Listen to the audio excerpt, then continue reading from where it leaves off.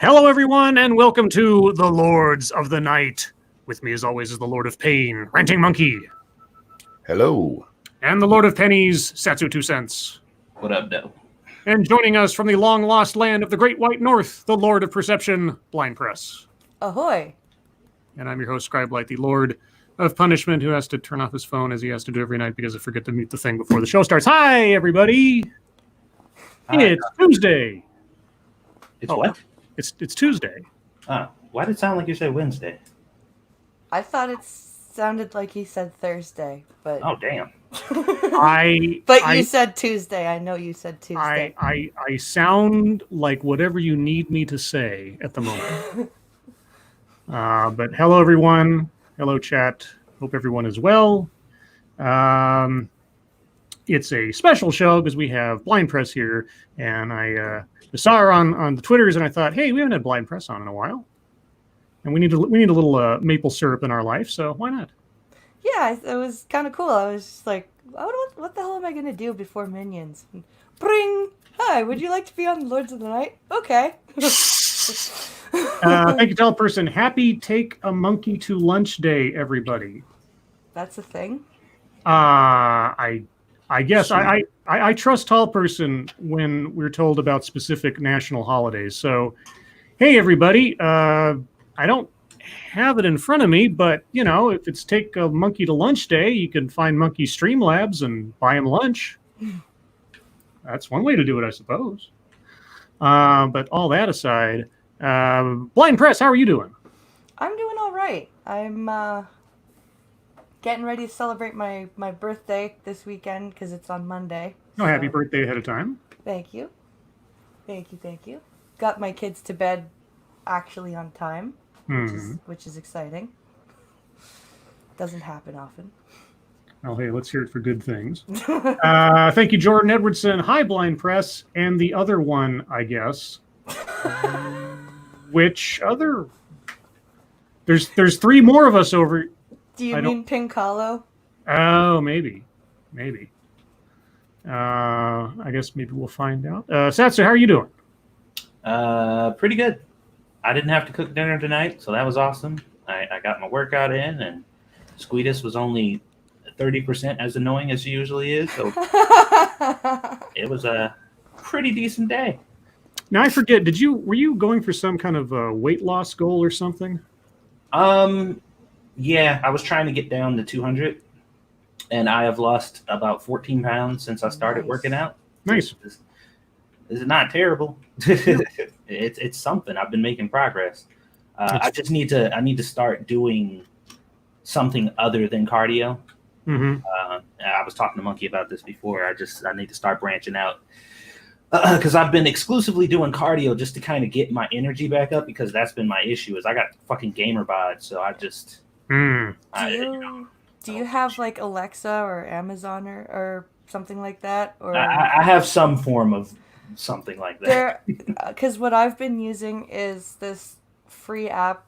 It's like 7-minute workouts, and you can set the circuits to be like 14, 21 minutes. Like you can customize it, and they do.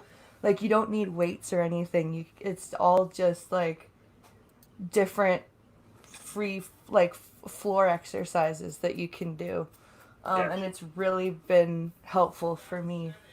Well, send me the info on the Twitters if you get it. I'll check it out. Thank you again, Jordan Edwardson, who just says, yes.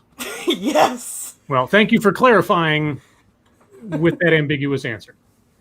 Thank you. This is Kyle. Hello, chat people. Lawton and Blind. Hello, Kyle. Hello, Kyle. And Monkey, how are you doing? I'm all right. How you doing, Scribbles? Well, it was a relatively quiet day. Busy as far as work stuff goes, and also exceedingly warm. So it was uncomfortable and kind of claustrophobic. But hey, you know, it's just life in the fast lane, I suppose. But other than that, nothing too exciting until now, because Monkey Dick, Jim Jones, movies, video games. Hit that like button if you have not already, and many of you haven't, per tradition. And please share our stuff. Share it far, wide, sideways, and otherwise. You'll find a link to Blind Press's channel and Twitter in the description below. So take a look at her stuff if you haven't. She plays Mortal Kombat, and she has no eyes. I'm attempting to. I'm hoping to hit 1,000 by my birthday. I don't know if that'll happen because I'm at 660 something. 666? Not quite yet. Okay. Well, not last time I checked, anyway. If you guys are feeling interested, you might want to go over to her channel and at least subscribe, knock those numbers up a bit, because if she does hit 1,000 before her birthday, everyone will be happy. Yes. And you'll get good karma. I promise. You can't prove me wrong. But anything else before we get into the wonderful world of the schnooze, guys? Nah, bruh. Don't think so. I'm good. Are you guys gaming tonight? Yeah. Monkey, are we gaming tonight? Hold on. I always got to, like... Yeah, That was that's the plan, why yeah. I ask. Yeah. Okay. All right. All right. In honor of our guest, I thought I'd bring up an update to the wonderful world of Justin Trudeau. Oh, goody. We talked the other night about him being embroiled in a super duper corruption scandal, and The third one. yeah, the third one. But apparently something happened today that was noticed. Canadian PM Trudeau skips opening session of Parliament as the charity debate intensifies. Because he's a pussy. Canadian Prime Minister Justin Trudeau skipped the opening day of a session of Parliament that his government had scheduled, even as discussions in the House of Commons were dominated by the controversy over the grant of a contract worth nearly $1 billion to a charity with close links to his family. The contract to We Charity has already been canceled after an outcry and revelations that Trudeau's mother, brother, and wife was paid fees. How about were paid fees? Were paid fees by the organizations at various times. This has already led to a formal investigation being launched by the country's Conflict of Interest and Ethics Commissioners, while 2 parliamentary panels are also looking into the matter. The new sitting on Monday was to discuss legislation to extend a sweeping subsidy package to businesses in the country to help them retain employees in the wake of the economic devastation caused by the COVID-19 pandemic. However, Trudeau was missing, and his official schedule said that he had taken a personal day. While one opposition party Bloc Québécois? The Bloc Québécois, yeah. Québécois. It's the separatist party that, for some reason, has a federal seat in our parliament. Oh yeah, those. But is only in the interest of Quebecers. Right. Yeah, they want to secede and make their own country. Yeah. Thank you, Pakal, the Driving Ape Man. It's like the Clintons with less bodies. It is. Yeah, because Canadians are peaceful. They wouldn't do anything like that. Let's see. So the Bloc Québécois, is that how to say it? Yeah, Québécois, yeah. Québécois has already asked Trudeau to step aside and for Deputy Prime Minister Chrystia Freeland to take charge in his place on Monday. The leader of principal opposition Conservative Party, Andrew Scheer, said the onus was on Liberal MPs to seek Trudeau's resignations. Resignations? Does he hold some more than one official post? I don't know how Canadian politics works. You have, so if you're a minister, like a cabinet minister, you have the posting of that cabinet ministership, plus you also are a member of parliament, so you represent a riding, you represent constituents. Okay, so resignations plural makes sense in this context. Okay. Let's see. The opposition attack came after Liberal members of the House of Commons Ethics Committee prevented the resolution of a motion to examine the contract and questioned some of the parties involved by resorting to the tactic of a filibuster, which meant taking up the prescribed time for the meeting with long-winded speeches. As the outlet CBC News reported, this included, quote, 30-minute-long monologues on various topics, their personal resumes, democracy, ancient Greece, French political theory, and the virtues of the University of Sherbrooke, among others, that pushed the committee's meetings duration well past its scheduled end time. Remember when you actually had to stand up in our Congress and do it? When you said you're going to do a filibuster, you actually had to stand there and actually talk the entire time. Now, it's more just a procedural thing. I filibuster at the end. Yeah, I like when there was a cost to it.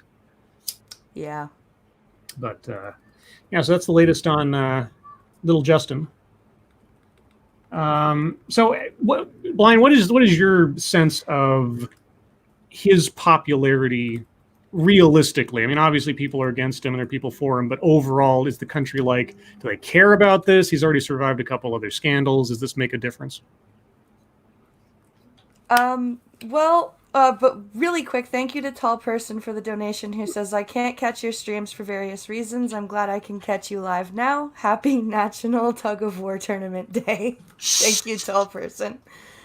So what this is this is basically what I think is gonna happen is Trudeau's gonna be asked by his government, his caucus, to step aside.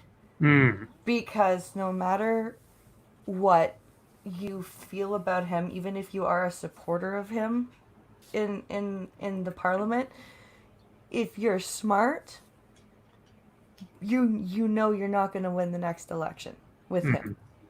So what I am predicting is Chrystia Freeland, who is the Deputy Prime Minister, is going to be Kim Campbell, which basically means she's going to be assigned the Prime Minister to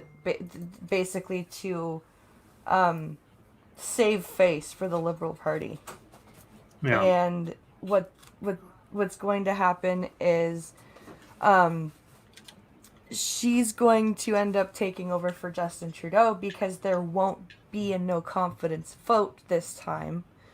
Because in order for there to be a vote of no confidence in the parliament, you have to have all of the opposition parties agreeing on anything. Right. And everybody is so opposed to each other's platforms that there is no possibility of a coalition to vote no confidence against Trudeau, because the Conservatives will have to be the holder of power, but the NDP and the Green Party will want the Conservatives to make concessions that they will not make. So the only way that we can move forward productively, and I use that term very loosely, is for Chrystia Freeland to be appointed Prime Minister until the next election. Yeah. Okay. And yeah. Except she just came out and said she has full confidence in Trudeau. Yeah, because Well, she has to. She has to. I'm going to add something real quick. Hi guys, sorry to Hello. interrupt real quick. I just wanted to add something. So the most staunch defender so far, which has been Meredith Jagger, actually just came out that she was speaking to the We Charity days before they were announced as being in the $900 million deal. Yeah. So there's corruption all around in the Liberals, just like every time we have Liberals in power. Yeah. Yeah. Well, I Sorry. mean, Have a good night. yeah, the deputy of the same party's got to show support, because you don't want to look like you're angling for power. It's got to be something that you're reluctantly taking, even if she is reluctantly taking it. But yeah, I mean, just given how few other distractions people have right now with the lockdown and people out of work and everything, you can't get anything done as Trudeau or have anything discussed productively when you got this hanging over your head the whole time. So I wouldn't be surprised. But then again, I mean, he's Mr. Scion of a family in the dynasty and everything. So and he's survived other things. So I don't know. I guess we'll find out. Yeah.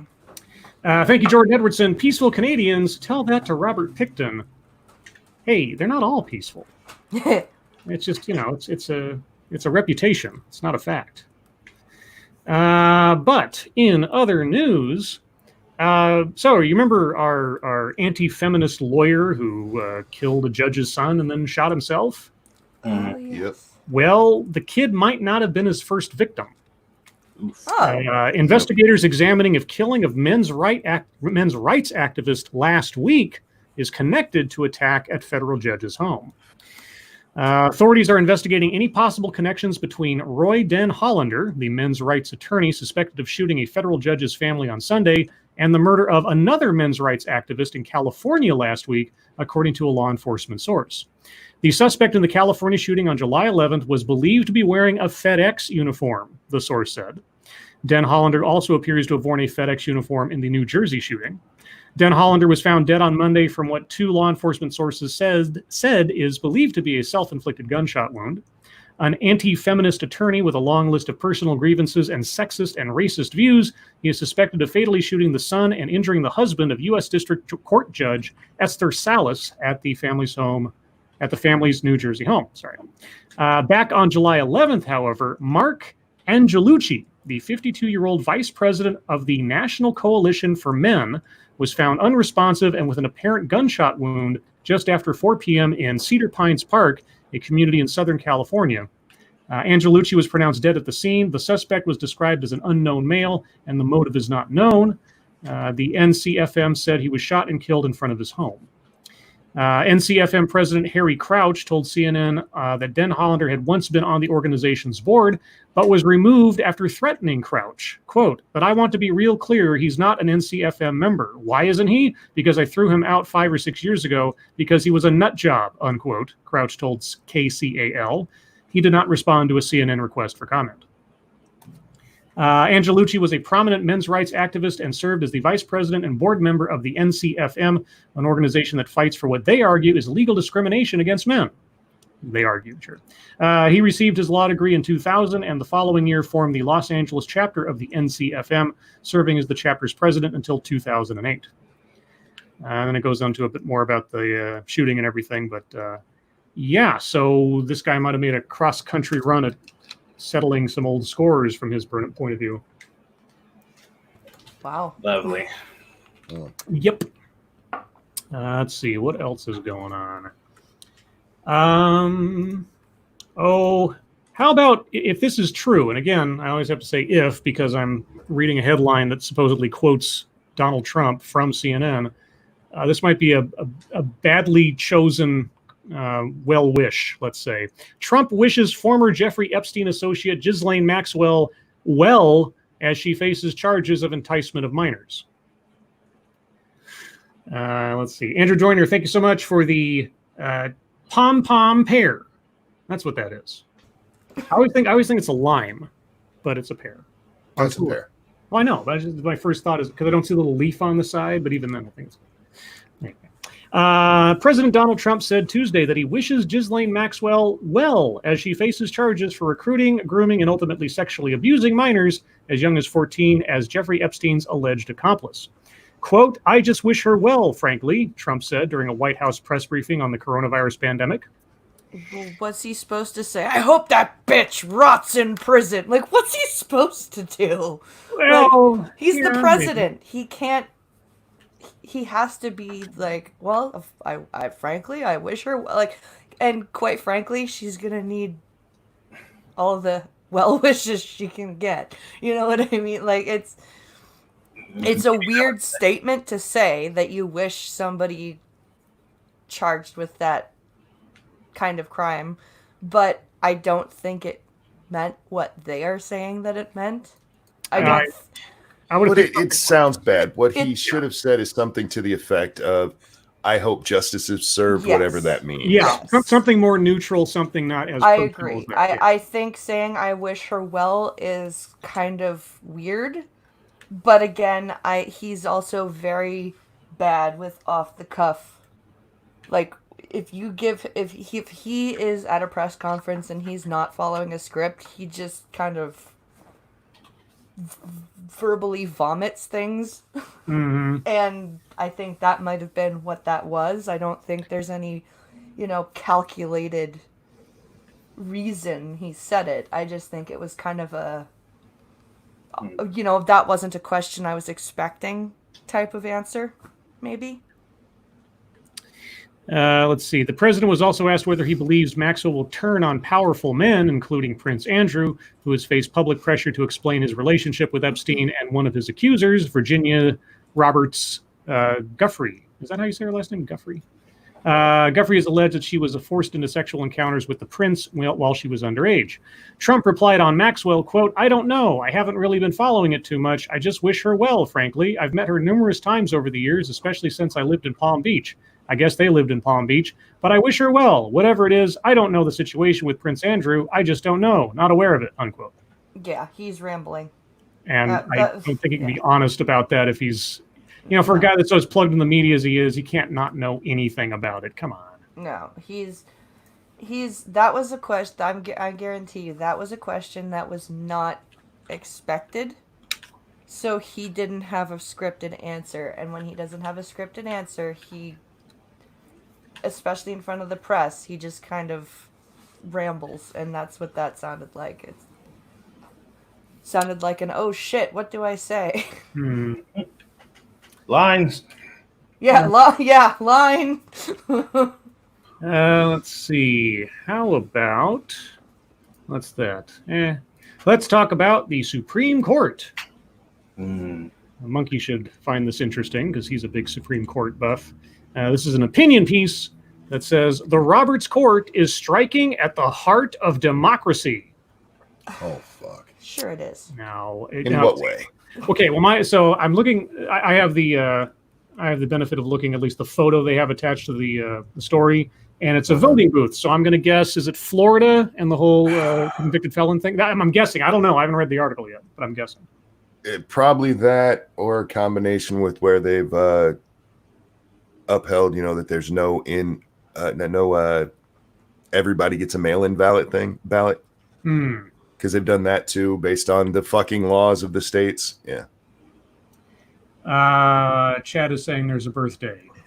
Whose birthday? I don't know. You have to tell me whose birthday it is. I just see birthday. Okay, whose birthday? Ooh. I'm going to act as like an owl for a second. Ooh. Okay, Evolved Potato, Scribe, it is my brother Joshua's birthday today, so can I have a birthday song for him? I suppose. Monkey?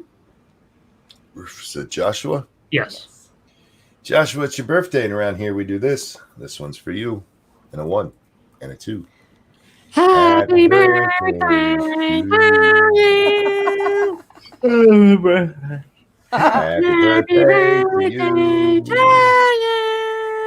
That was not a planned yawn. Happy birthday, dear Joshua. Shut up, Elmo. Happy birthday to you. Happy birthday, Joshua. I hope you had a good one. I was not aiming for Elmo there. Are you You sure? went Elmo-y. Did I go Elmo-y? Okay. You A little did. bit. I just like raise my pitch up a bit, and sometimes it goes one way, or sometimes it goes the other. You mean like that, or like hello, or something like that. Anyway, back to the wonderful world of news. Joe Biden's recent rise in national polls makes no sense. Oh, sorry, no, that's me talking. Has led some Democrats, including myself included, that's the author talking, to fear that complacency will set in and voters won't take the threat of President Donald Trump's re-election seriously. What, you mean we're going to have a repeat of 2016? Like we've been saying for fucking it's almost a year now. Almost a year we've been saying this. And we just got an article, if you guys remember, from Chris Cillizza explicitly stating that this could not happen. Yep. Well, what I love is that they take every opportunity to tell us, at this time in the campaign in 2016, Hillary Clinton was only at 1.1 points above Donald Trump. Joe Biden is 9.3 points above. Like, okay, so if you really want to set people's expectations even more unrealistically than Hillary's were, you're doing a good job so far. Yeah. Well, maybe the argument is it's not going to be a repeat, idiots. It's going to be worse. But there is something else that should be generating a great level of concern. The effort by Republicans to use the Supreme Court to suppress voting across the country in an attempt to hold on to the White House and Senate. They can't use the Supreme Court to do anything.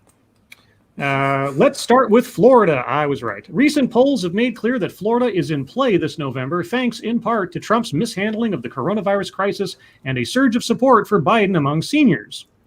But last week, the Supreme Court issued an order that will likely help Florida Republicans continue to suppress certain citizens' ability to vote. According to the court's decision, Florida can block ex-felons from voting if they have outstanding court fines or cannot pay all the costs associated with their convictions. It should not have been this way. Why not? Don't commit crimes if you want to vote. Well, here's the thing. In 2018, Florida voters approved an amendment restoring voting rights to most ex-felons who had completed their sentences, including probation and parole. Okay. Since then, Florida Republicans have tried to circumvent the amendment. No, they haven't. Passing a law clarifying the, quote, terms of sentence, unquote, that formerly incarcerated people must complete, full payback of fines, fees, and restitution, amounting to a modern-day poll tax before they are allowed to vote. How is that a poll tax? The legislation said terms of sentence, and if the fines are part of the sentence, if you get out of the court when the gavel comes down and they say 5 years and a $10,000 fine, that is the sentence. Yep. And clarifying it to make sure that it's made sure that that's understood. I'm sorry, you guys voted for the terminology. If you wanted to say terms of sentence served within incarceration or something, or terms of incarceration, if you guys had said incarceration, they wouldn't be able to get around it. Yeah. But you said sentence, and that is something different. Well, see, if it was just terms of sentence, or terms of incarceration, parole wouldn't technically count either. No. Right. Because you're out. So this was specifically about getting the sentence carried out. Satsu. Well, were you about to read a super chat or something? No. Oh, okay. Well, I just think it's funny because this feels like another one of those. Well, clearly that's not what we meant. It does. Right. It really does. Well, you should have assumed that they didn't actually mean sentence. Yeah. Like I say, if they had meant just incarceration, they should have used that language. And it would have been very difficult for the Republicans to change the law rather than clarifying existing language. So that's on them. I don't know what to tell you. A federal district court judge had tried to stop the rule, saying that the state, quote, cannot condition voting on payments of amounts a person is unable to pay, unquote. But just months from the election, Republicans in the state were thrown a lifeline by the conservative Supreme Court, which is so conservative that it's always voted in favor of the conservative side of things in the last 3-4 years, right? Mm-hmm. In the last year, the last 2 months. Letting the Florida state law go into effect. As Justice Sonia Sotomayor noted in her dissent, the order will prevent thousands of Floridians from participating in democracy, quote, simply because they are poor, unquote. No, because they are criminals, you lying cunt. Simply because they're poor. That's the only reason. There's no other reason. Participating in democracy. What about the democracy that passed the language of the law as written and is being enforced as written? I'm sorry. This comes down to a technicality. And if you hadn't committed a felonious crime, perhaps you would have better employment, which would make you less poor. Unfortunately, this isn't the first anti-voting rights decision. It's not an anti-voting rights decision. Why do they keep calling it that? It affects voting rights, but it is not an anti-voting rights decision. It is upholding the law the people of Florida passed and the legal language that they approved by their vote. Repeat the lie often enough and people will believe it. I mean, I read about it again today, and I'm looking at it. I'm like, well, whatever your judgment is, you can't look at that and say they're saying it wrong or something, or it's an incorrect interpretation of the language that was passed. It's not. Well, true democracy is not following the letter of the law. Anyway. Let's see. The vote forced that. Oh, sorry. I skipped a paragraph. In Wisconsin, a state that could secure a victory for Trump or Democratic presumptive nominee Joe Biden. I'm glad you said presumptive because too many people lately have been saying presidential nominee Joe Biden. He's not nominated yet. I know it's technical, but still. Republican justices voted as a bloc to not extend the absentee ballot deadlines after requests for the specialty ballots exploded.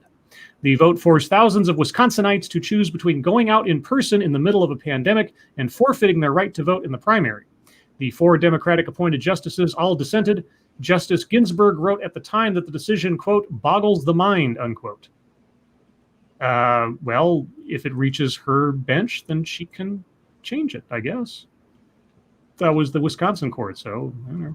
In Alabama, a state that could play a role in determining control of the Senate as Democrat Doug Jones fights for his political life.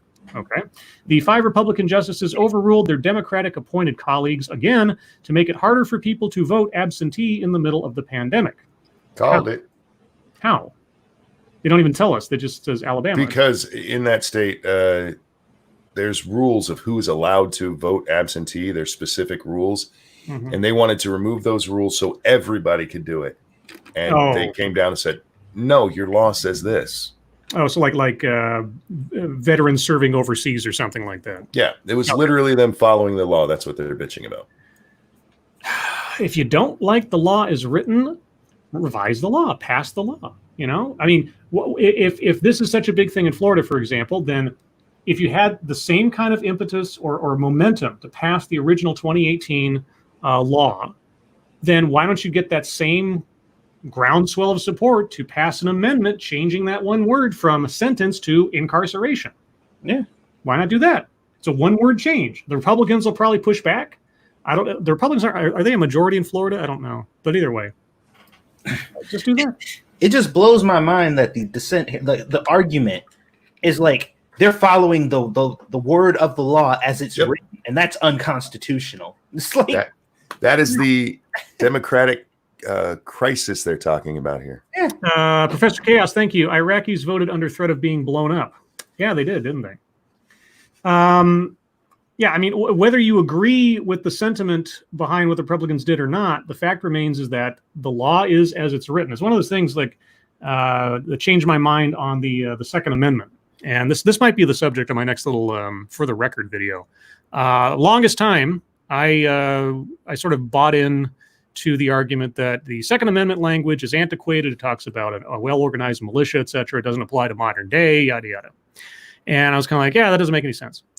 And then I listened to a video from Vernaculus back when he was doing videos, and he just kind of went over the text word by word. And he said, yeah, there's this one part where it says, the right of the people shall not be infringed. Yep. And I'm like, oh. And that's all it took for me. I was like, okay, now I'm not a gun owner. I'm not a particular gun enthusiast or anything. But if that is the law as it's written and enforced effectively, then that's how it is. You want it changed? We have mechanisms to do that. Same thing in Florida. Like, does a giant amount of fees hanging over your head next to a situation where it's difficult to find gainful employment, does that seem unfair? Well, yeah, I guess it does, especially if you put yourself in that position in the first place.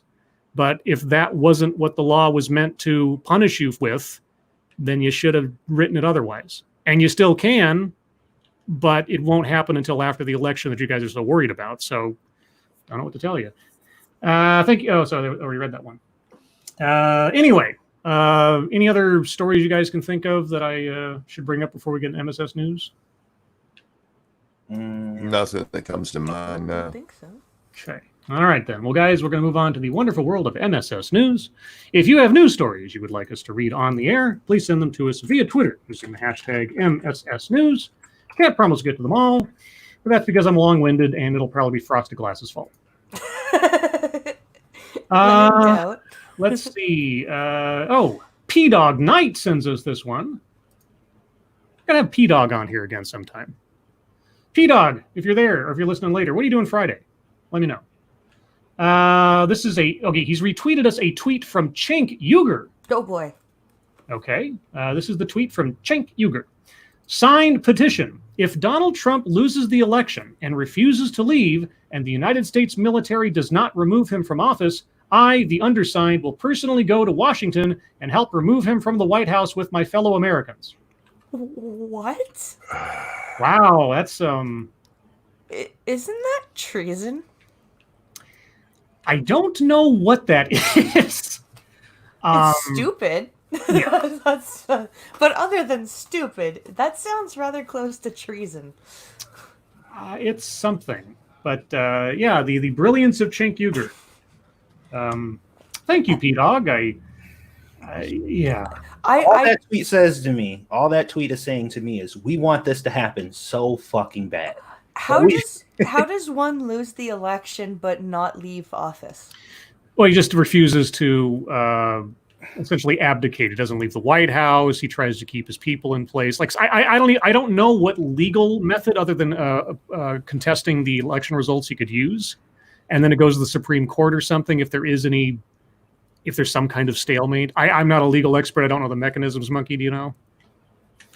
Well, what would happen if he contests this election like they're so worried he's going to do is it'll go to the Supreme Court, as has been done. Everything will be decided. There's a reason there's a lag and we don't institute them as soon as they win. Right. Part of it is for this kind of stuff. There's a cool 2 months in there. Yep. And it wouldn't be the military that went and got him out if he refused to leave the White House. They'd send in probably the FBI. Mm-hmm. What I saw when I read this was him going, I know I'll never have to do this. Let me take a bold stand. Yep. Oh, yeah. Oh, yeah. I can't. Sorry, go ahead. I can see Trump, if there's some kind of weird things going on, challenging them. He's never said he's not going to lose or not going to leave if he didn't actually lose. Mhm. He's just said he's not going to accept the results immediately without any question, which nobody does. But and that's what I'm saying. They're using the fact that he's saying that he's questioning whether or not he's going to accept the results and automatically saying Trump said explicitly he will stay in the White House and not leave if he doesn't. Yeah. Like that, those are not the same thing. Yeah. Being a sore loser is not the same as like I'm going to defy the will of the American people. Yeah. Like, Hillary's been doing. Yeah.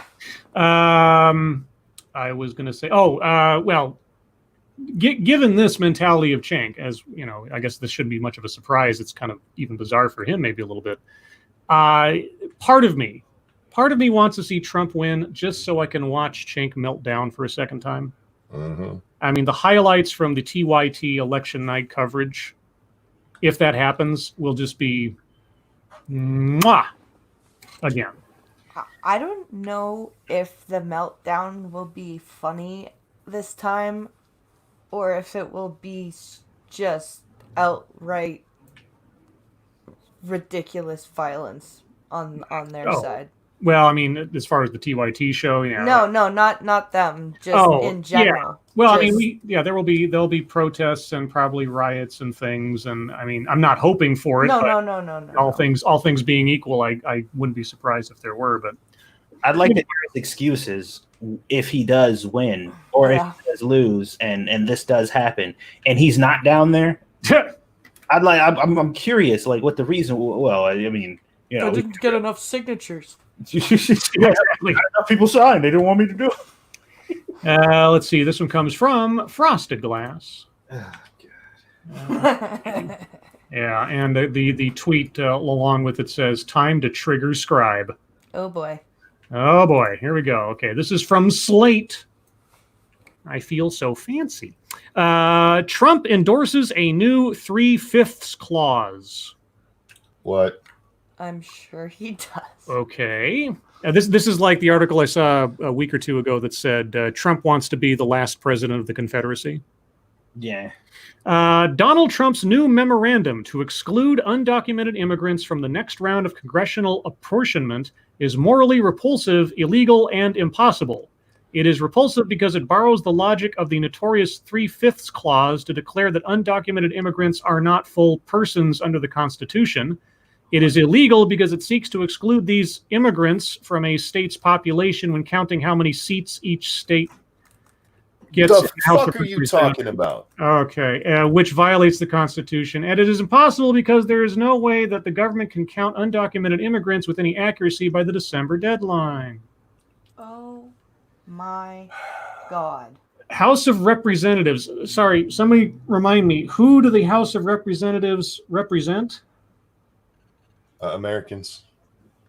In their constituency, correct? But Scribe, No. illegal aliens are Americans. They just haven't been given the paperwork yet. None of these problems will stop Trump will stop Trump from trying to rig the census to strip House seats from states with large undocumented populations.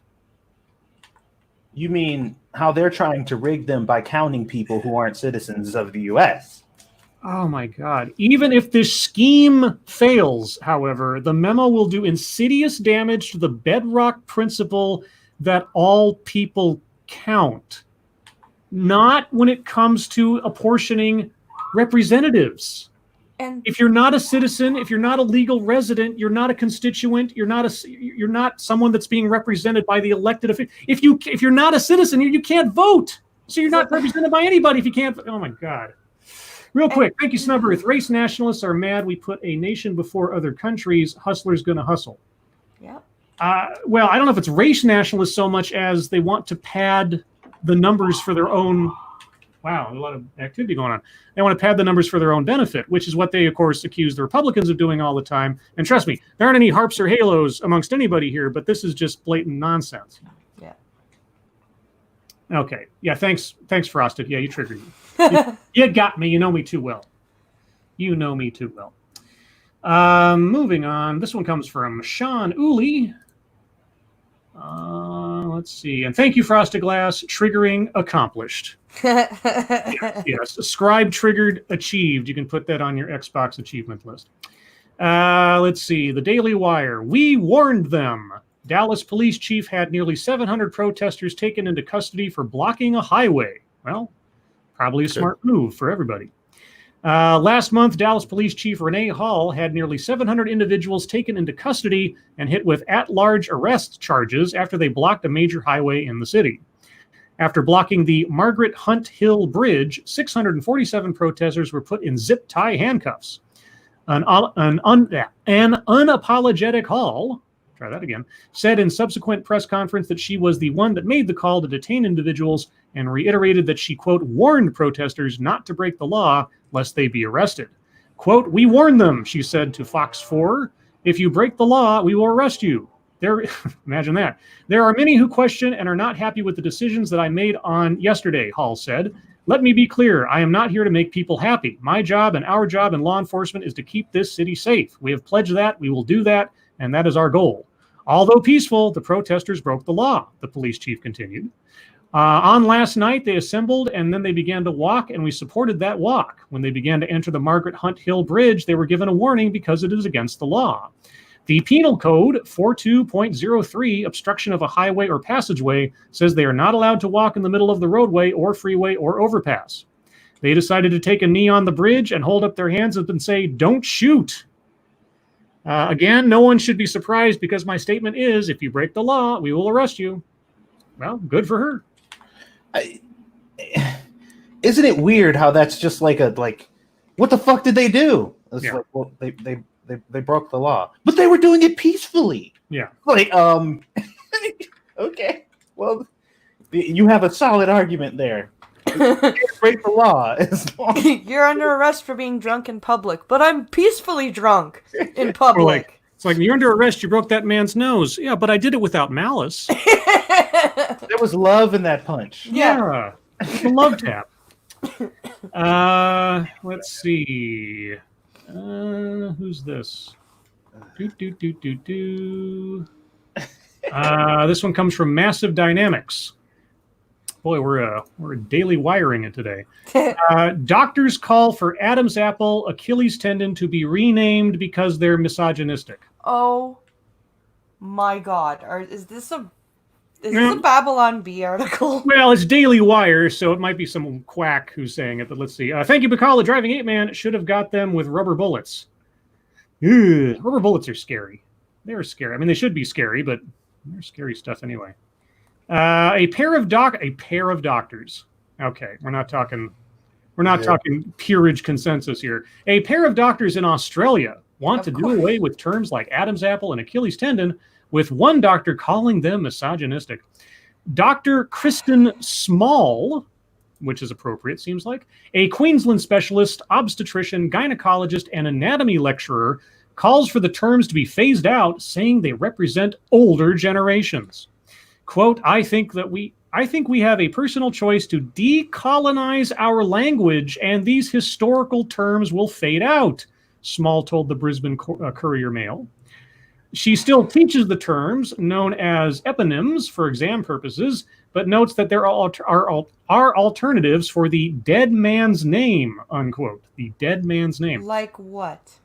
So Adam's apple and Achilles heel. Dead man. The dead man of fiction, probably. So the Achilles heel is misogynistic. The weak point in the man is misogynistic. It's named after his kryptonite, let's say, to reverse the terms a little bit, from the myth. It's not named after him per se, because it was because this idiot obviously has never read the myth of Achilles and because otherwise she would know that that's the only spot on him that was weak was his heel because his mother held on to him. You're putting too much thought into it. It's because it's named after a male. That's all that matters. Yeah.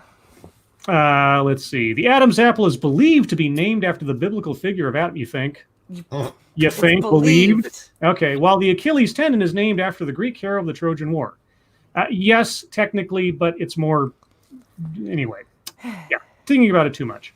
The PC police, says the Daily Wire, have been on the warpath of late. For instance, while the Oxford Dictionary defines the phrase low-hanging fruit as a thing or person that can be won, obtained, or persuaded with little effort, a college professor claimed the definition was racist. How? Quote, for African Americans, if you say low-hanging fruit, we think lynching. What? What? Satsu, you're our resident black correspondent. Is that true? That is absolutely false. Okay. I've never heard that in my life. Holy fuck. Seriously? Said May Hicks Jones, an adjunct faculty member. Oh, there's some credibility. She's not even a professor. Of Elgin Community College in Illinois. Now, I'm not going to disparage community college. I'm just saying, like, as far as like a college professor claimed the definition was racist, and the adjunct faculty member at a community college. They had to go digging hard to find Yeah. Yeah, they got a backhoe for that one. Thank you, Pincalo, again. Fine, it's fragile. Call it the Hera heel. Oh, har, har. Oh, Ooh, nice, honey. har, har. All right, moving on from that nonsense. Let's see. This one comes from Peter Stewart, another one of our Canadian viewers. Meet the sturtlefish, the hybrid fish created by accident. You know, I love accidents of science, don't you? That's how I was born. Yeah. American paddlefish and Russian sturgeon were never meant to reproduce with one another. Living on opposite ends of the planet, the Russian sturgeon feeds on the floors of seas, lakes, and rivers in Eastern Europe, Serbia, and the Middle East, while the American paddlefish is a filter feeder that is only found in the United States, particularly in the Mississippi River and its tributaries.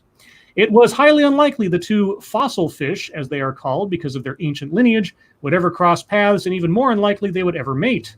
Russian sturgeon are distinguishable by their relatively short, rounded snouts and spiky dorsal fins, while the American paddlefish have distinctive, long, pointy snouts.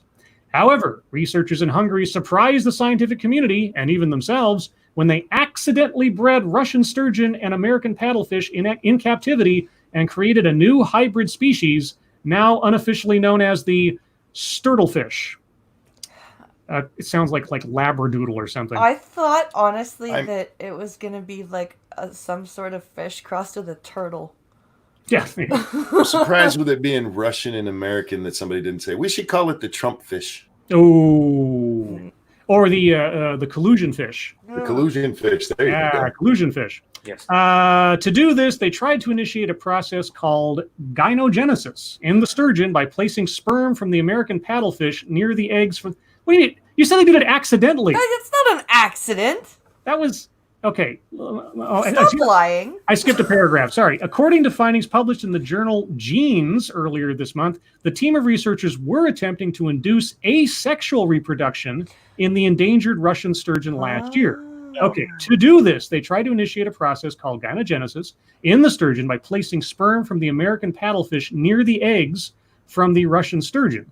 Gynogenesis requires the presence of sperm without the actual introduction of any DNA. Okay, all right. Gotcha. The scientists were hoping the Russian sturgeon would reproduce on their own because of the proximity of the sperm from the American paddlefish. Russian sturgeon are a valuable economic commodity as their unfertilized eggs are the source of much of the world's high-end caviar. Oh, well. Let's see. While the point of the experiment was to induce asexual reproduction, something unexpected happened instead. The American paddlefish sperm was able to successfully fertilize the Russian sturgeon eggs. Quote, we never wanted to play around with hybridization. It was absolutely unintentional, said Attila Mozar, the study's co-author and a senior research fellow at the Research Institute for Fisheries and Aquaculture in Hungary. As a result, hundreds of hybrid fish were created with nearly 3/4 of them surviving a month after hatching. In their study, the researchers described the event as the, quote, first successful hybridization between these two species, unquote. Let's see, and there's pictures of the fish, the various ones at the story here. Let me get that. I'll put it in the chat if you guys want to see what a collusion fish looks like. I'm going to call it collusion fish. So, what was it that Dr. Ian Malcolm said in Jurassic Park? Well, they didn't mean to. Nature finds a way. Yeah, nature finds a way. Okay, we'll do a couple more here. This one comes from Shrouded Angel.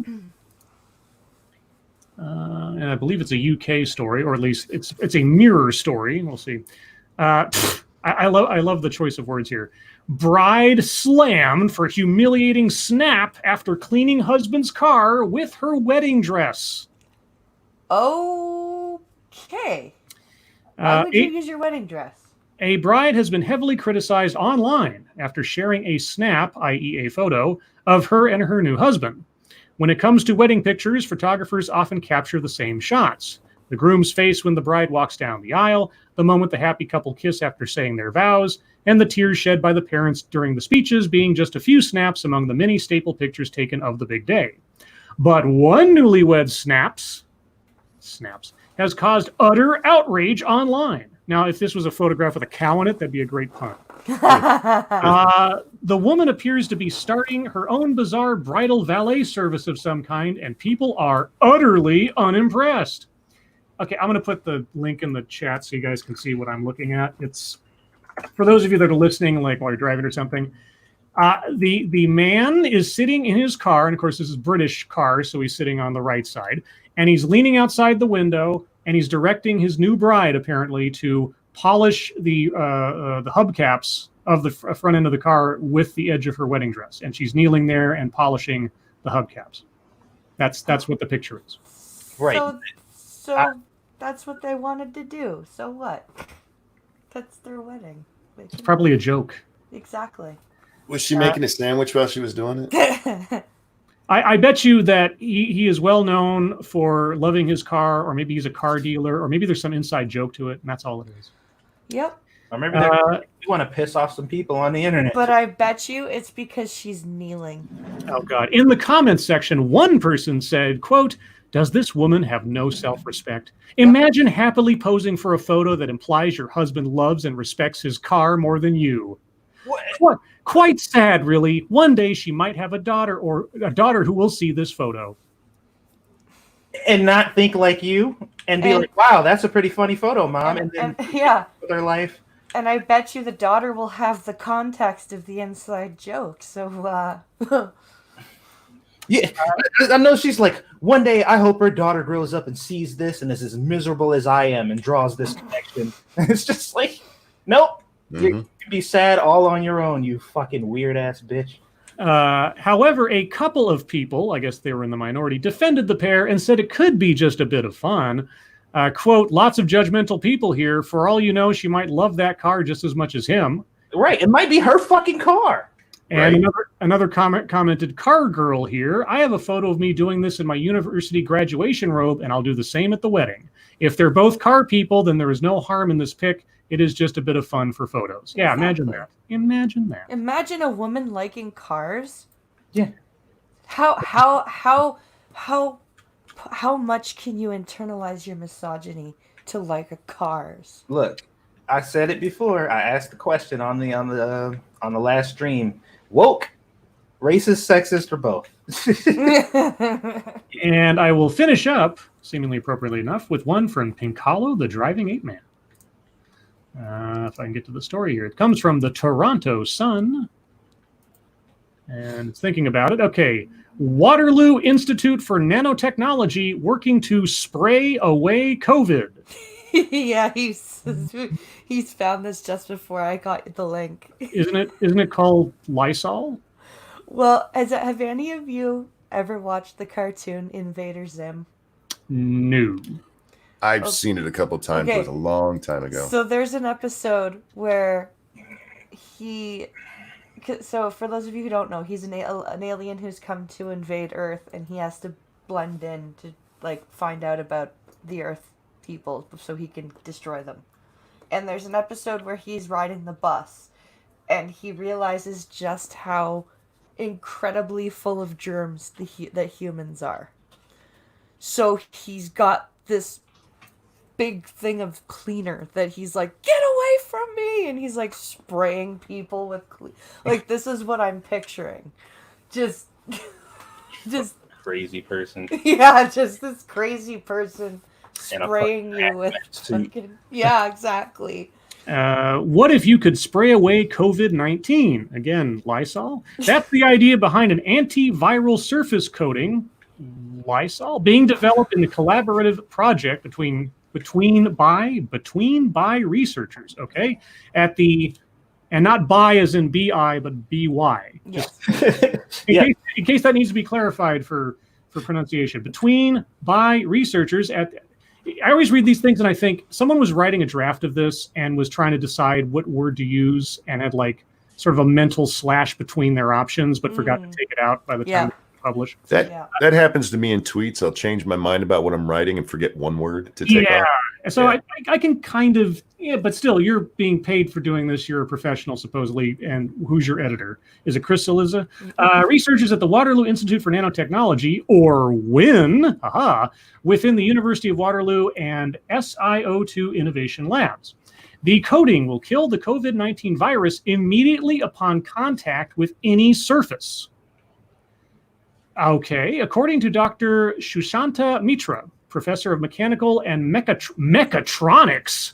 That sounds cool. That does sound cool. And mechatronics sounds like that, like if you're playing BattleTech or something. It's like the guys to repair the walker. The quote, the COVID-19 virus can survive on surfaces for 24 hours or more. In order to protect frontline workers and the general public, it's important that the virus be neutralized immediately when it comes into contact with any surface. Our work will culminate in the production of an antiviral coating that will do just that. Let's see. This research is multifaceted and is being conducted by many different researchers at Waterloo, including chemical engineering professor Boxen Zhao. Boxen? Okay. And I'm probably mispronouncing that. And chemistry professor John Honeck. In a recent interview, Mitra said he thinks it will be 6 or 7 months before preparations can be made to bring the product to market. And he notes the huge advantages of working with SiO2 Innovation Labs and promo with them. Okay. I'm just curious, is it safe?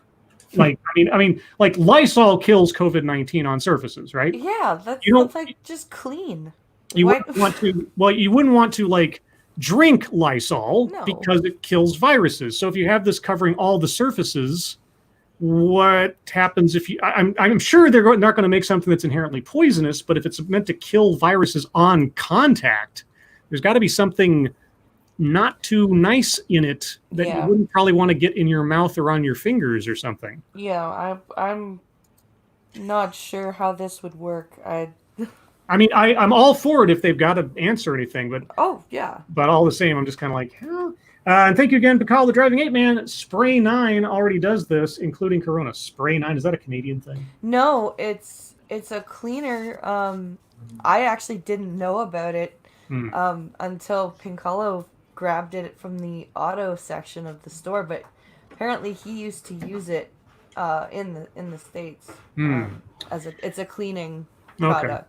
Assassin of the Gray wants me to know, nano barbed surfaces have been a thing for nearly 20 years. They are like punji steak pit for bacteria and viruses, but safe for human tissue. Okay, well, if that's true, then what is so innovative about this stuff? Might be a rhetorical question, but I'd be curious to know. Anyway, guys, we're at the top of the hour, so we're going to move on to the wonderful world of YouTube time. And I'll go first because I don't have much. I spent some time today working up 2 different themes for tonight's show. I wasn't sure which one to go with, and so I asked Satsu and Monkey, which one do you like better? And 15 minutes before the show, Monkey said, the second one. I was like, well... Actually, I said either. Oh, did you say either? I'm sorry. You didn't even pay attention to what I said to you. Well, 15 minutes before the show, it really You're going to complain that I didn't answer fast enough and then not listen. Well, yeah. Well, yes. Yes, I am. I put a lot of work in there. Did we get married? I made you Spider-Man tonight. You're Spider-Man. And you couldn't even say, that's cool, Scribe. You just said, either one. Like, whatever. You can't be offended by what I said now when you didn't know what I said. Oh, that's funny. I don't care what you say. I'm just coming up with reasons to complain. That's all.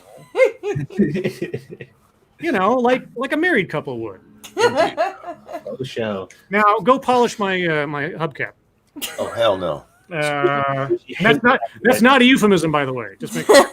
If I crouch like that, I'm not getting back up. Yeah. Sorry, true. stepped on you there, Satsu.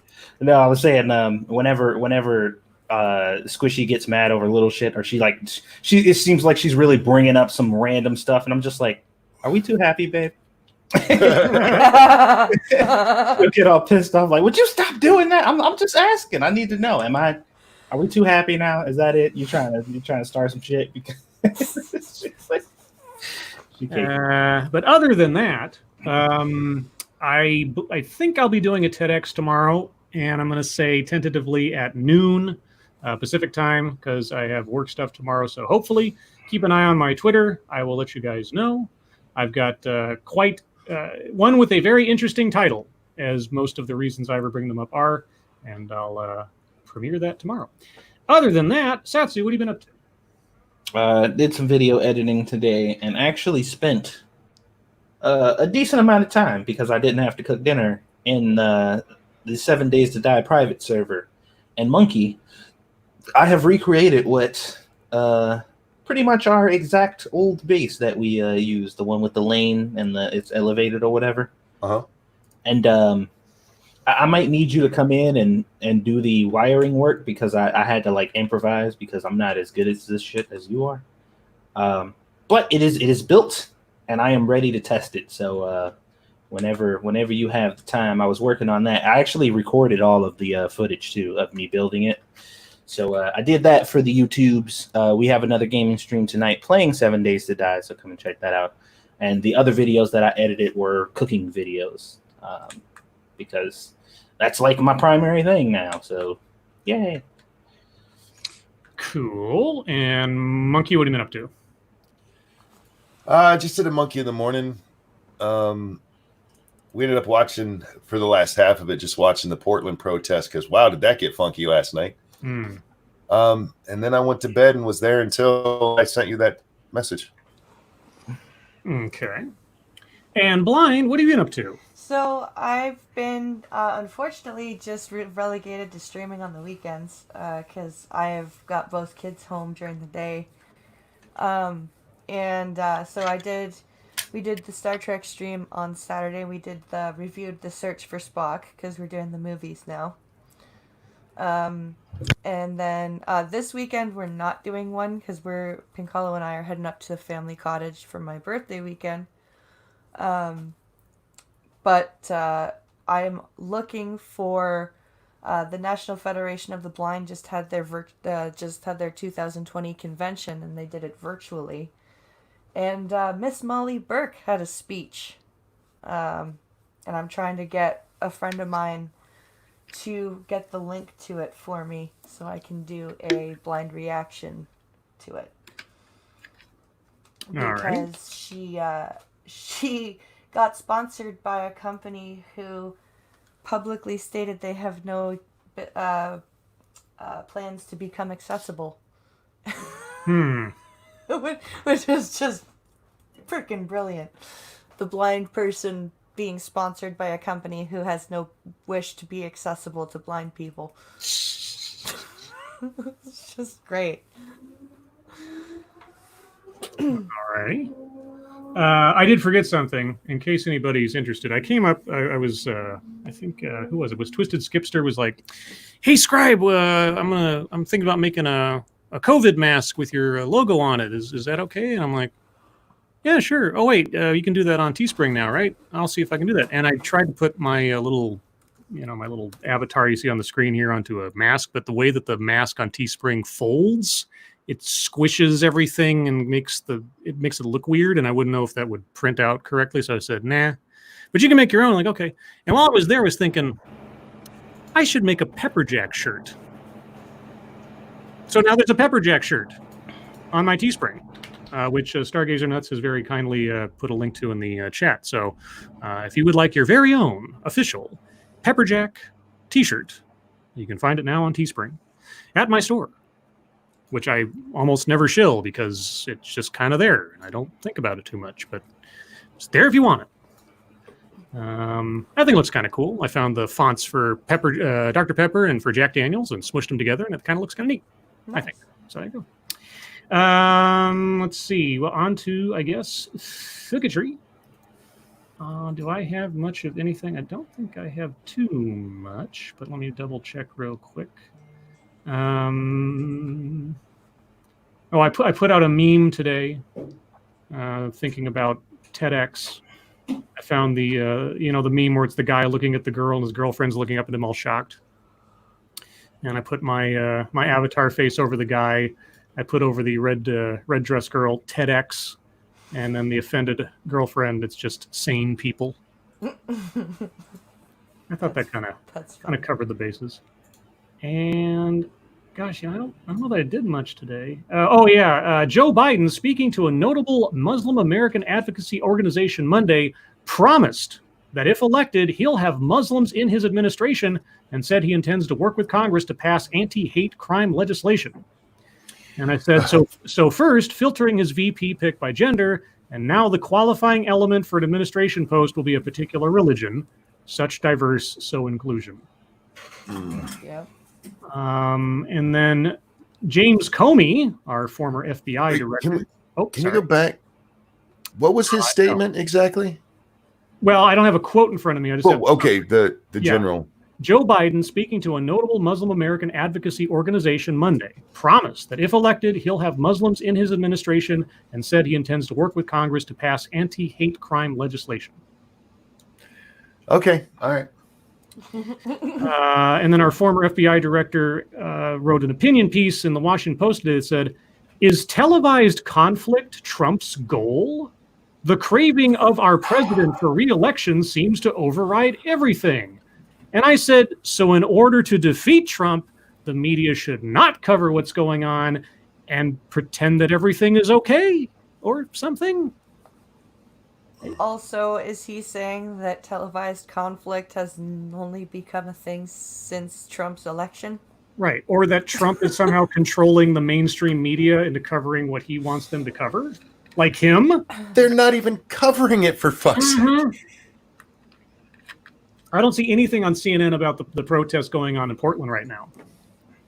Or about the people getting shot at or anything else. Or the body they found in that business that was burned down during the George Floyd protests. Yeah. Otherwise, let's see. Alyssa, one of our viewers, visited the Dr. Pepper Museum in Waco, Texas, and sent me some pictures. Oh, I saw that tweet. That's cool. I think this is the second time a viewer has visited the museum and thought to send me pictures, and so I appreciate that. The wonderful world of the Dr. Pepper Museum. I've never been. I don't know if I ever will, but I appreciate the photos nonetheless.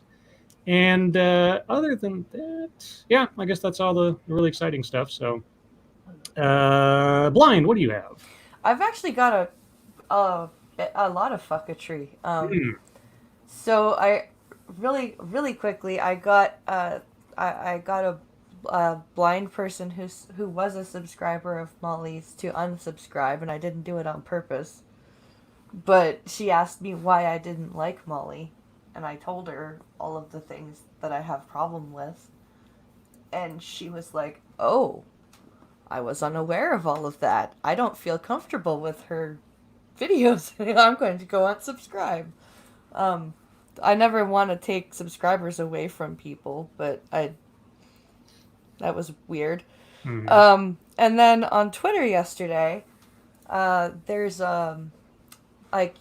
those topics that you can follow, that click to follow. Mm-hmm. I follow tweets from the disabled community, because there's always gems.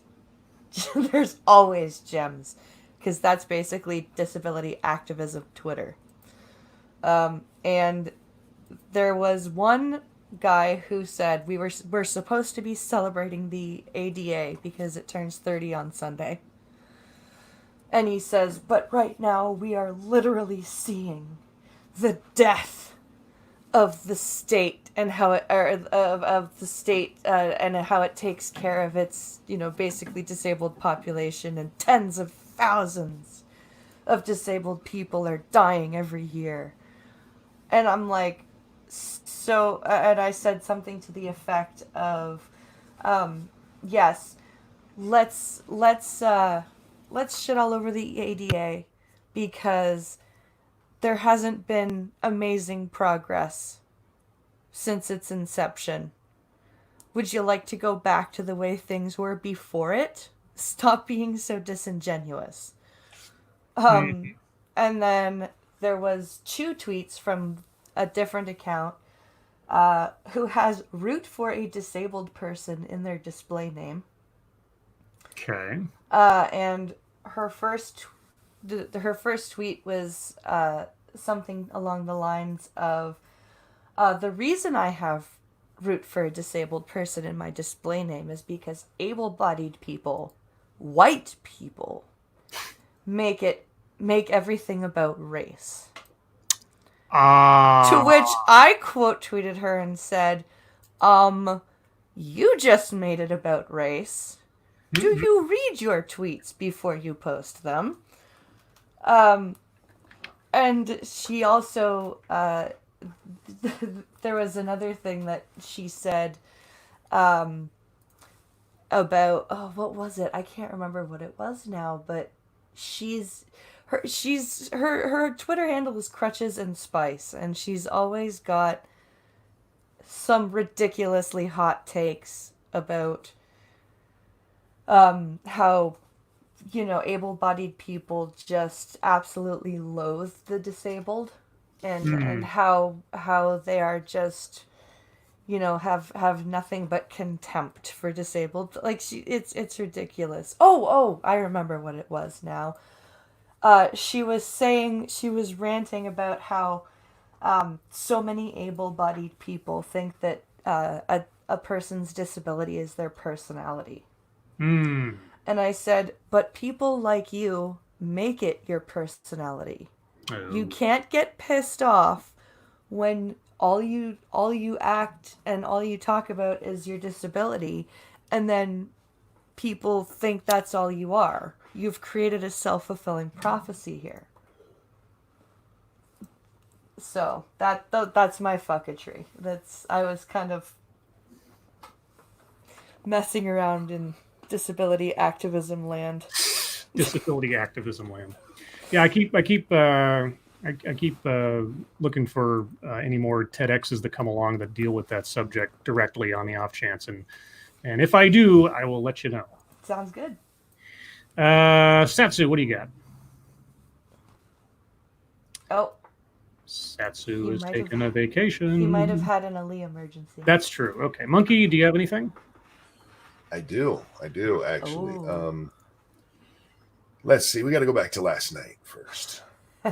Oh boy, time travel. Whoa! So we're watching the protest there in Portland. The peaceful protests. Oh yes. We're counted at least 4 fires, not counting trash can fires. Wow. At least 4 fires, including them trying to set a tree on fire. Okay. Them setting a garbage fire against the side of a building. The awning of a building being burned off, and somebody trying to set the door to the Justice Center there on fire. Oh, the Federal Justice Center? Yep. Oh, good job, guys. That's smart. Just brilliant. And when the tree happened, which was actually the second of these fires, I put onto Twitter that this moment, peaceful protesters are trying to set a tree on fire. It's on the Justice Center block there. Mm-hmm. So it would have been right up against the building and everything. And somebody said this, maybe it has something to do with being shot with tear gas by invading troops who were not requested by state officials. I remember you guys freaking out about Jade Helm, but now it's not the black guy in charge. It's your Trump daddy thumbs up to fascism, but it was always BS. What kind of word salad vomit is that? I tell a lot of people that the things they say to me are some of the dumbest I've heard. This is literally one of the dumbest things that's been said to me probably all year. Because in order for me to accept that premise, I would have to accept, one, that the tear gas was fired before anything happened. Yeah. Before these peaceful protesters started lighting shit on fire, which, by the way, they did tear gas them after this, and I laughed my ass off. But 2, this is federal property.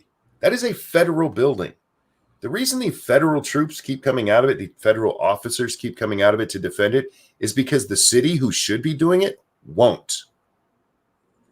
That's the only reason the feds are involved here. And as long as they leave that building alone, the feds leave them alone. As long as they're not setting shit in fire right in front of it, because they love to set fires in the street right in front, then they leave them alone. But, oh, look, they're only setting that tree on fire because the feds shot tear gas at them. I've seen too many of these fires to think that could be the cause. It's these people being shitheads. And one other person, oh, so everyone there set a tree on fire? Like, yeah, that's what I said, dipshit. It's exactly what I said, you dumb motherfucker. The people who are excusing what's going on out there, it has become very apparent to me, very clear, that they haven't watched any of it. No. If they've seen anything, it's the little clips that we've seen since the press has decided to pick this up the other day with that pickup by the federal officers where they snatched that chick into a van. I've watched it every night. There was lots of peaceful protests through Portland yesterday. Nothing happened to any of those people. But the night comes on and the rowdy folks start getting rowdy and then shit goes down and then they whine about it. Yeah. For about 15 minutes last night, and you can go watch video of this, these assholes stood there with bottles of water, the kind you buy from a store, just pegging the Justice Department with them and watching them explode on the sidewalk in front. What a fucking waste. They have these little slits in the building because they have this facade up there to keep the building from being destroyed that they can see out of, and if need be, fire tear gas out of, fire pepper spray out of, and these little shits throwing stuff in there. These are not the peaceful protesters you're being told. And there is a difference between the peaceful protesters and the violent agitators. Mm-hmm. And you get to see that really good last night because they had a really big crowd there in Portland last night. But once the bad shit started to happen, all of the protesters stayed way back. They stayed way down there and just watched these idiots get fucking pepper sprayed and shit as they did dumb shit. You know, if I were someone who, felt that I needed to peacefully protest something, I would be very angry at these idiots. Oh, surprising you mentioned that. So the tree gets set on fire and this black guy comes out with a fire extinguisher, not from the federal building, just from off camera. He comes out and he puts this fire out. And a bunch of black blockers start to get in his face and yell at him about what he did.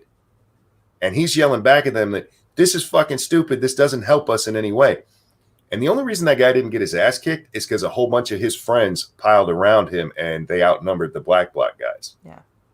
Because there was also an incident where one of these officers yesterday was trying to arrest somebody and ended up on the ground getting hit and beat. And another officer runs up and has to pull his gun to get the crowd back. Well, did you see the...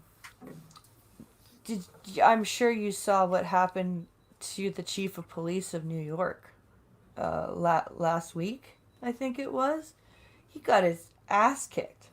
Him and a bunch of his lieutenants, because they were trying to arrest and deal with rioters, basically. And I think he got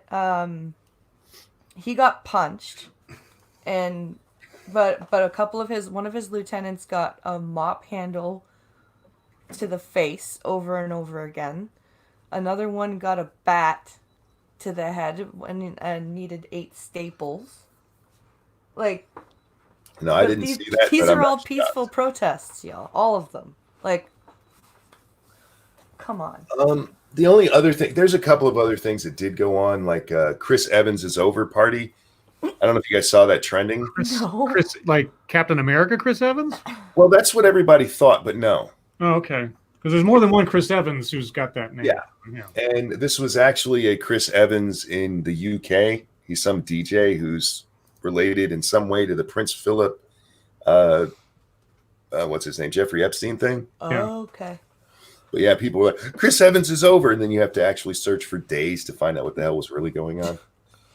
No, but the one that really stood out to me was Twitter. Twitter came out and said, We've been clear that we take a strong enforcement action on behaviors that has led to, or has the potential to lead to offline harm. In line with this approach, this week we have taken further action on so-called QAnon activity across the service.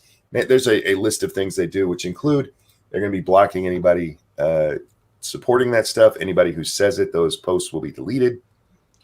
And I just responded, but still okay to be Antifa, right? And I did see Ethan Ralph posted that this is a clear violation of Section 230, which I pointed out again to him. Well, not again to him, but I pointed out again, comma, this time to him. Section 230 is not violated by this in any way. Yeah. It's not, guys. You can want it to be. I know you've heard 1,000 people tell you it is. Go read the fucking thing yourself. I promise you I'm right on this. Yeah. It's not a panacea. It helps in some things, but it doesn't cure everything. It does not make the distinction between publisher and platform that they think it does. No. Yeah. Satsu, have you returned? Yes, kind of. Okay, well, you're busy. It's okay. I just want to check and see if you're still there.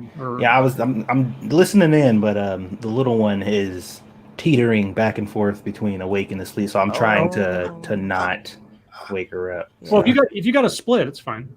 No, I'm good. Okay. I just wanted to be present for the show, and I am paying attention. So okay. I have 2 more I could go off on if you'd like. Oh yeah, go ahead, man, because I really don't want her to wake up. No, you really don't. Okay. I get annoyed every year. Every year when I have to see all these people celebrating Robin Williams on his birthday. Okay. Oh. Why is that? Because they make a big deal out of this because he committed suicide. Yes. There is no stupider thing you could send as a message to children who go, they'll realize what they had when I'm gone, than to only give a fuck about somebody when they killed themselves. Well, people cared about Robin Williams before he killed himself. No, but it's true. Do you know how many celebrities have died since he did? For any number of causes that every year we don't see this huge explosion on their birthday. And nobody mentions him any other time. It is because of the way he died that they do it. Now, I have seen people who do it in a responsible way, who are like, this guy was in serious pain. We need to be on the lookout for this. That's fine. Okay, make the distinction for me then, because just showing your nostalgia or whatever, someone who's passed on their birthday isn't exactly new. So what's the distinction between a respectful Robin Williams birthday celebration and one that annoys you? I don't think that there could be a distinction at this point because it is so tied to him killing himself. Like I said, how many celebrities have died this year? Nobody. There won't be a trending thing remembering him on his birthday next year for that guy. The only reason it's done for Robin is because of how he died and because of suicide. You can't know that, though. I mean, if he died of cancer or something. I can, though, because of all of the other celebrities who have died, and this isn't done for them. But with Robin Williams, all of those people just happen to have really, really liked Good Morning Vietnam. Robin Williams is a bit more than just a one-bit actor. He was kind of a global, decades-long cultural icon. So I don't know if that is quite fair. They do that for David Bowie too. They on his birthday. Yeah, and Elvis and a whole bunch of other people. Yeah. Thank you, Snubber. Suicide is sensationalized now. Look at LGBTQ Twitter for that clear-cut example.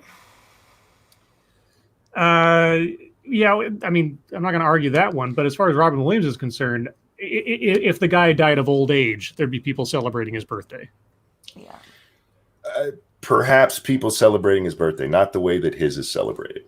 Not the front page of newspapers in the last several years. Not, like I said, it is trending right now and has been all day. I just don't like it, and I don't like the idea that's the of what is put out there. Of look, guys, if you really want to be remembered, off yourself. That's how people will really care. I think your example is better illustrated by that stupid Netflix show. Oh, 13 Reasons Why? Yeah. Why That's fucking bullshit. That show pissed me off so much and the fact that everyone was like, "It's amazing." No, it's fucking not amazing. And for the record, guys, I absolutely love Robin Williams. Yeah. I thought he was a great actor. But I won't lie to you. The only time I ever think about him is when I see this stupid shit on his birthday every year. Or if I happen to be watching something he's in. But at my age, I've seen so many actors, even ones who've spanned generations, who are just forgotten. Yeah, nobody mentions Alan Rickman on his birthday. And then the other one I saw, the Alexandria Ocasio-Cortez, somebody called her names, you guys. Oh, yeah, I saw that tweet. And somebody accosted her. And it's weird because if you read these sensational headlines or you only see a tweet here or there, you get the impression that this guy called her a fucking bitch right to her face. And instead, all he did was tell her she was stupid for her belief that, for what she said, bread crime is why people shoplifting bread is why crime is increased in New York. And then as he was walking away, supposedly he called her a fucking bitch. Not to her face, as he was walking away, had walked away. And this is all just on what a reporter overheard. Nobody else around it heard it. Nobody else around it. AOC didn't even seem to acknowledge the fuck you part until she read it in The Hill. But this strong woman, you guys, somebody said, brace yourselves. Words to her. Oh, yeah. Poor thing. Accosted her with words. And yeah, apparently during the exchange, she called the guy rude. Like, oh no. You're so rude. Oh yeah, women power there, you guys. Okay, I believe she is back. All right. Soundly asleep. So, Monkey, were you done with your? I'm done.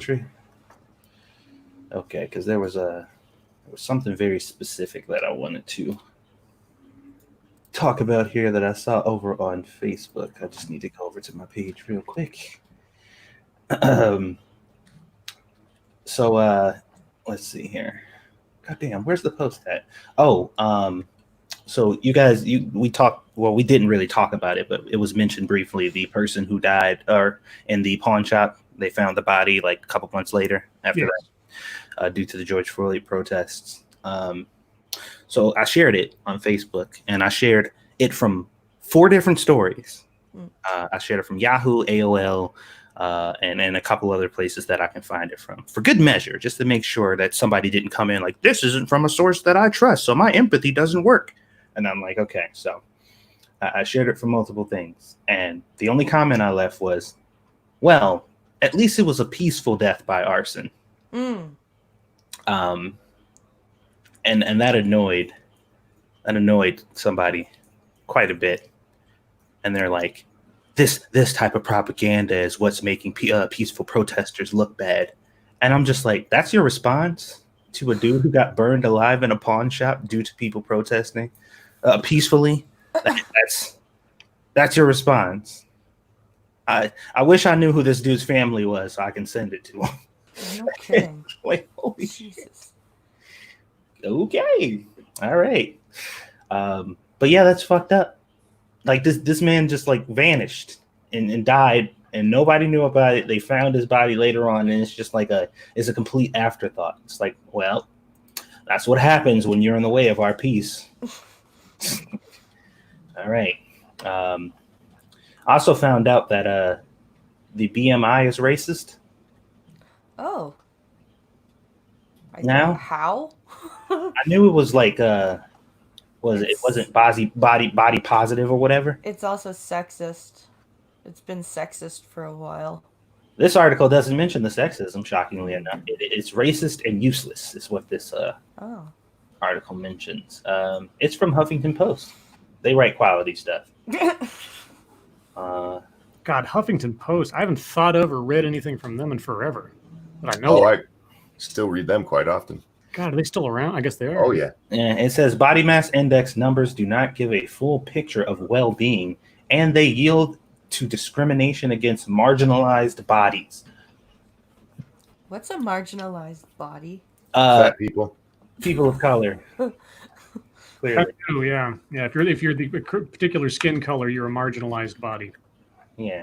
And I think that's the angle they're taking here, is they're like, only Negroes and other dark people are fat and out of shape. White people don't get that, so this is specifically against them. No, there are no fat white people in Britain at all. Not a singular one.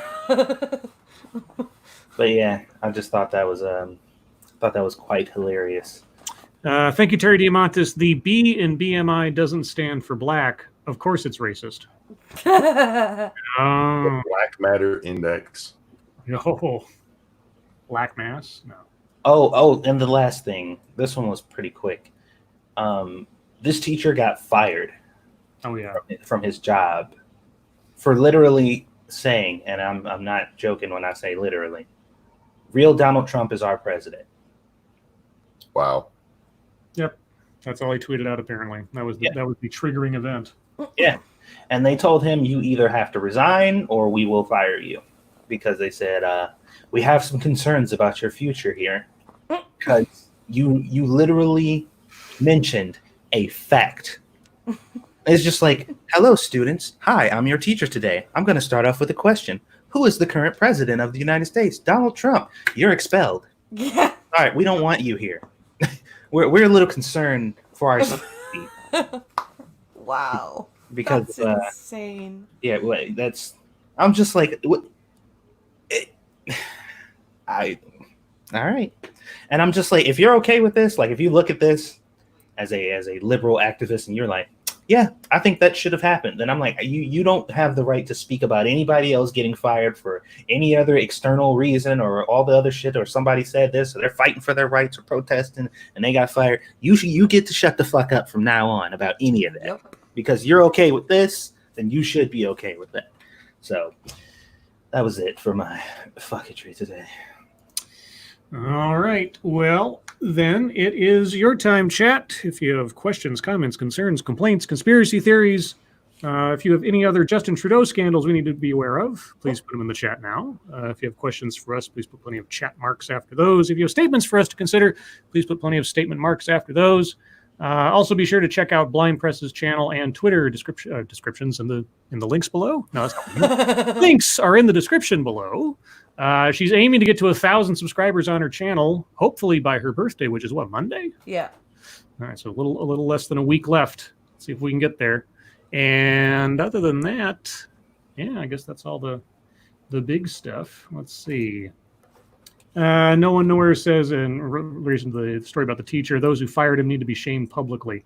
Yeah, that is just such a bizarre story. And when I see something like that, my instincts go like, okay, was there something else going on behind the scenes? Did this guy do something that sort of agitated elsewise of this particular tweet? Was there any indication that there was anything else happening, or was this it? Like he didn't have a record or did something outside of the tweet? Well, I mean, the other statement in there is, I'm tired of being silent. Mm-hmm. So this just, and it's so crazy because right now, currently, it is a right-wing conspiracy theory that conservatives are treated poorly. Yeah. You know, it's like, no, that's not true. Just don't be a racist, or just don't be a fucking, that's the usual rebuttal. Like, no, you guys aren't treated differently than anybody else. And it's just like, he literally just stated a fact that is irrefutable. It's literally just the state of how things are. Yeah. And he got fired. So Ryan Rawlings, Scribe Light, will you ask Blind Press why she hasn't beaten Pincalo for not hunting the proximity badgers? Okay, what is a proximity badger? So I was very, very sick, and I was trying to push through a coffee stream. And I had taken some Dayquil. And I was pretty foobarred. Mm-hmm. And Ryan had said that he did something with proximity badges. Ah. And I heard voiceover say badger. Like, I read badgers.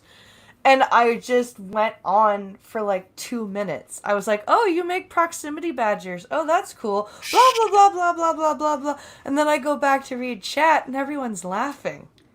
And I'm like, what's what are you guys laughing? And then I stop and I think back over what I had been saying, and I went, wait, did I say badgers or badges?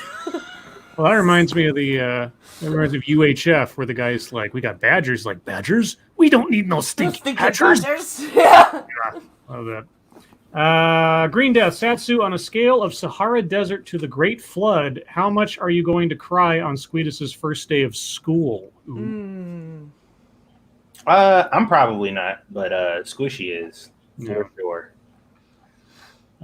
Red Dirt Runner, if humanity became immortal, how bad would it be, or would it be paradise? If we became immortal, Talking about universal health care anymore, that's for sure. You're talking that every person on Earth just suddenly stops completely and they don't age, nothing else. If you're talking like the population does not increase or decrease, it'll be as it is. If it's immortal, like you're born, you reach maturity, and then you stop aging kind of thing, and you can never be hurt, we will eat ourselves dead. Mm-hmm. Or, I mean, if we can't die, then I guess we're just going to keep populating if there's no space left on the planet. So we'll have to start colonizing real quick. Or people will start killing, like, doing physical, like, if you can't age, people will start hurting each other. Well, I mean, the absence. There was a great comic book. I got to bring up a comic book. So there was a comic book series back in the 80s. It was Secret Wars 2, and this was sort of one of those multi-event things in Marvel Comics. And the Beyonder came to Earth, and you follow the adventures of the Beyonder for a few issues.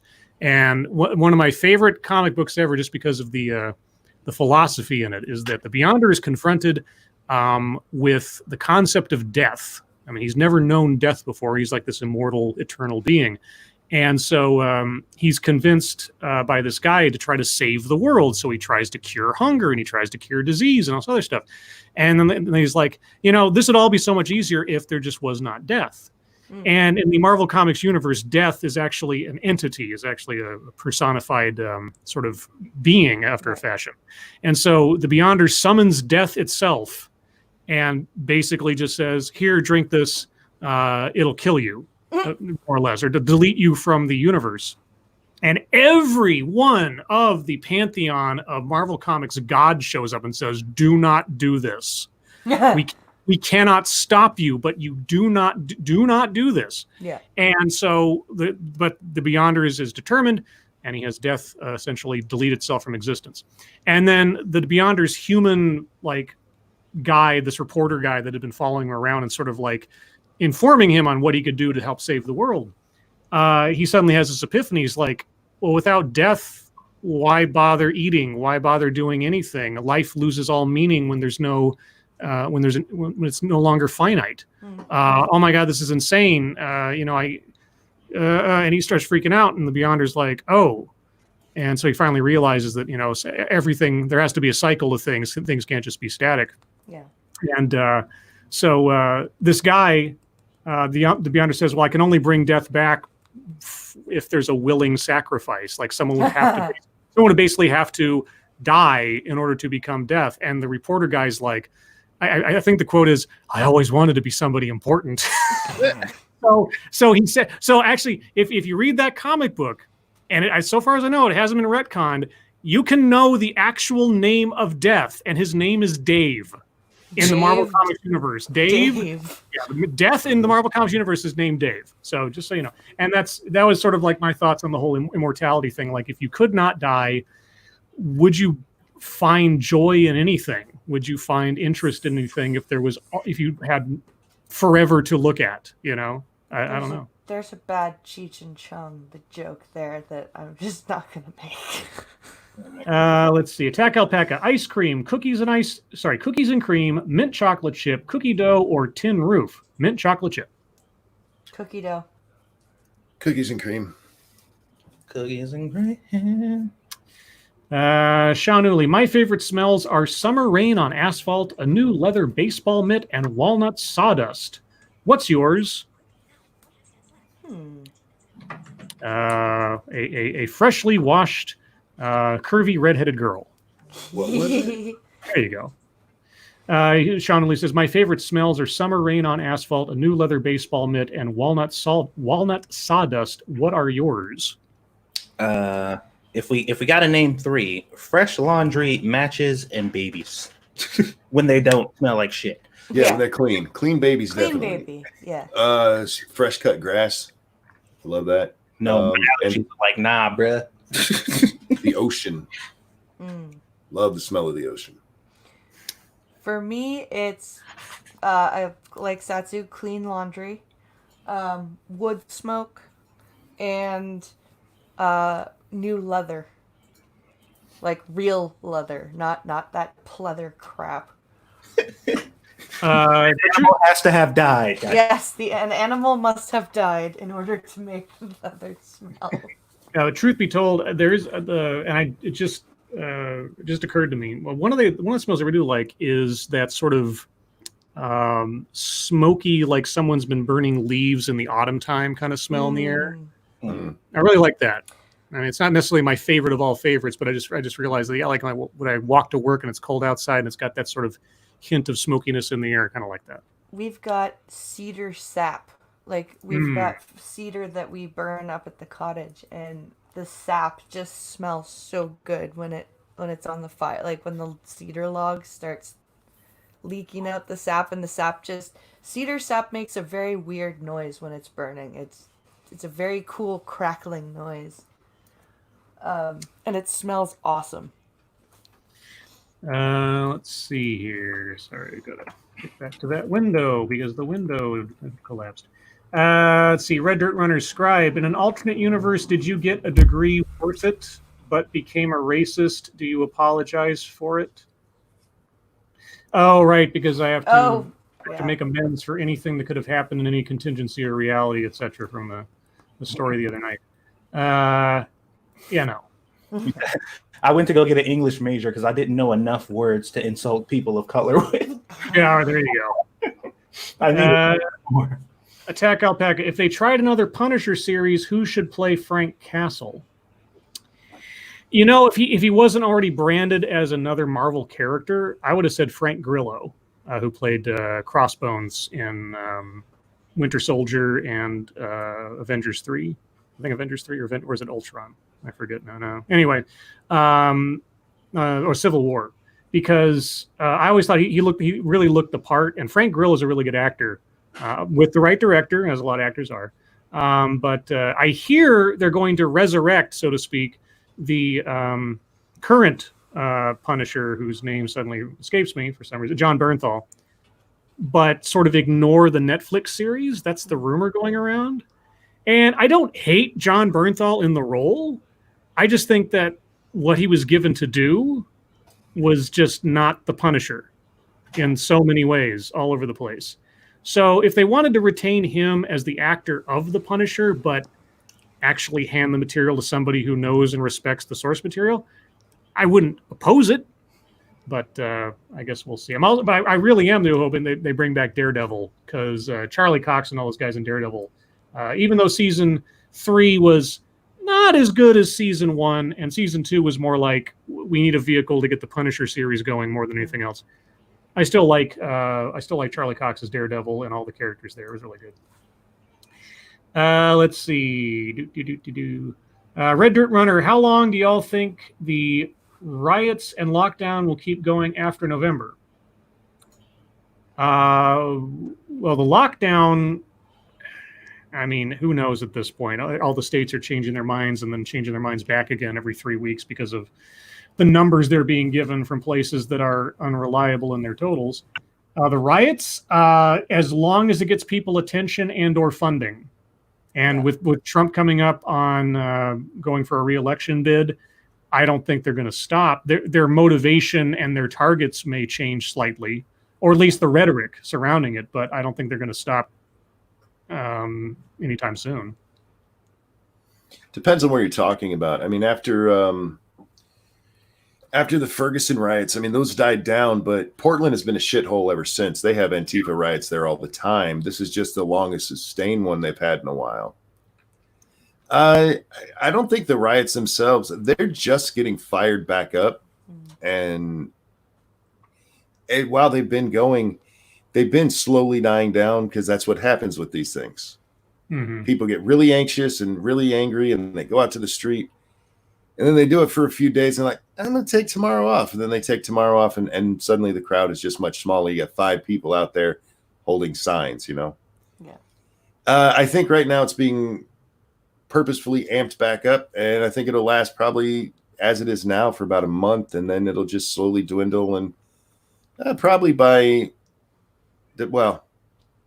if Biden wins by inauguration day, you'll probably see most of them gone. I mean, the dropping temperature will probably turn it off too eventually. Let's see. Sean Uli, is blind press immune from racism since she can't see? Sure. I guess. Well, you know, it's racist to say you don't see color, so. Oh, yeah, that's right.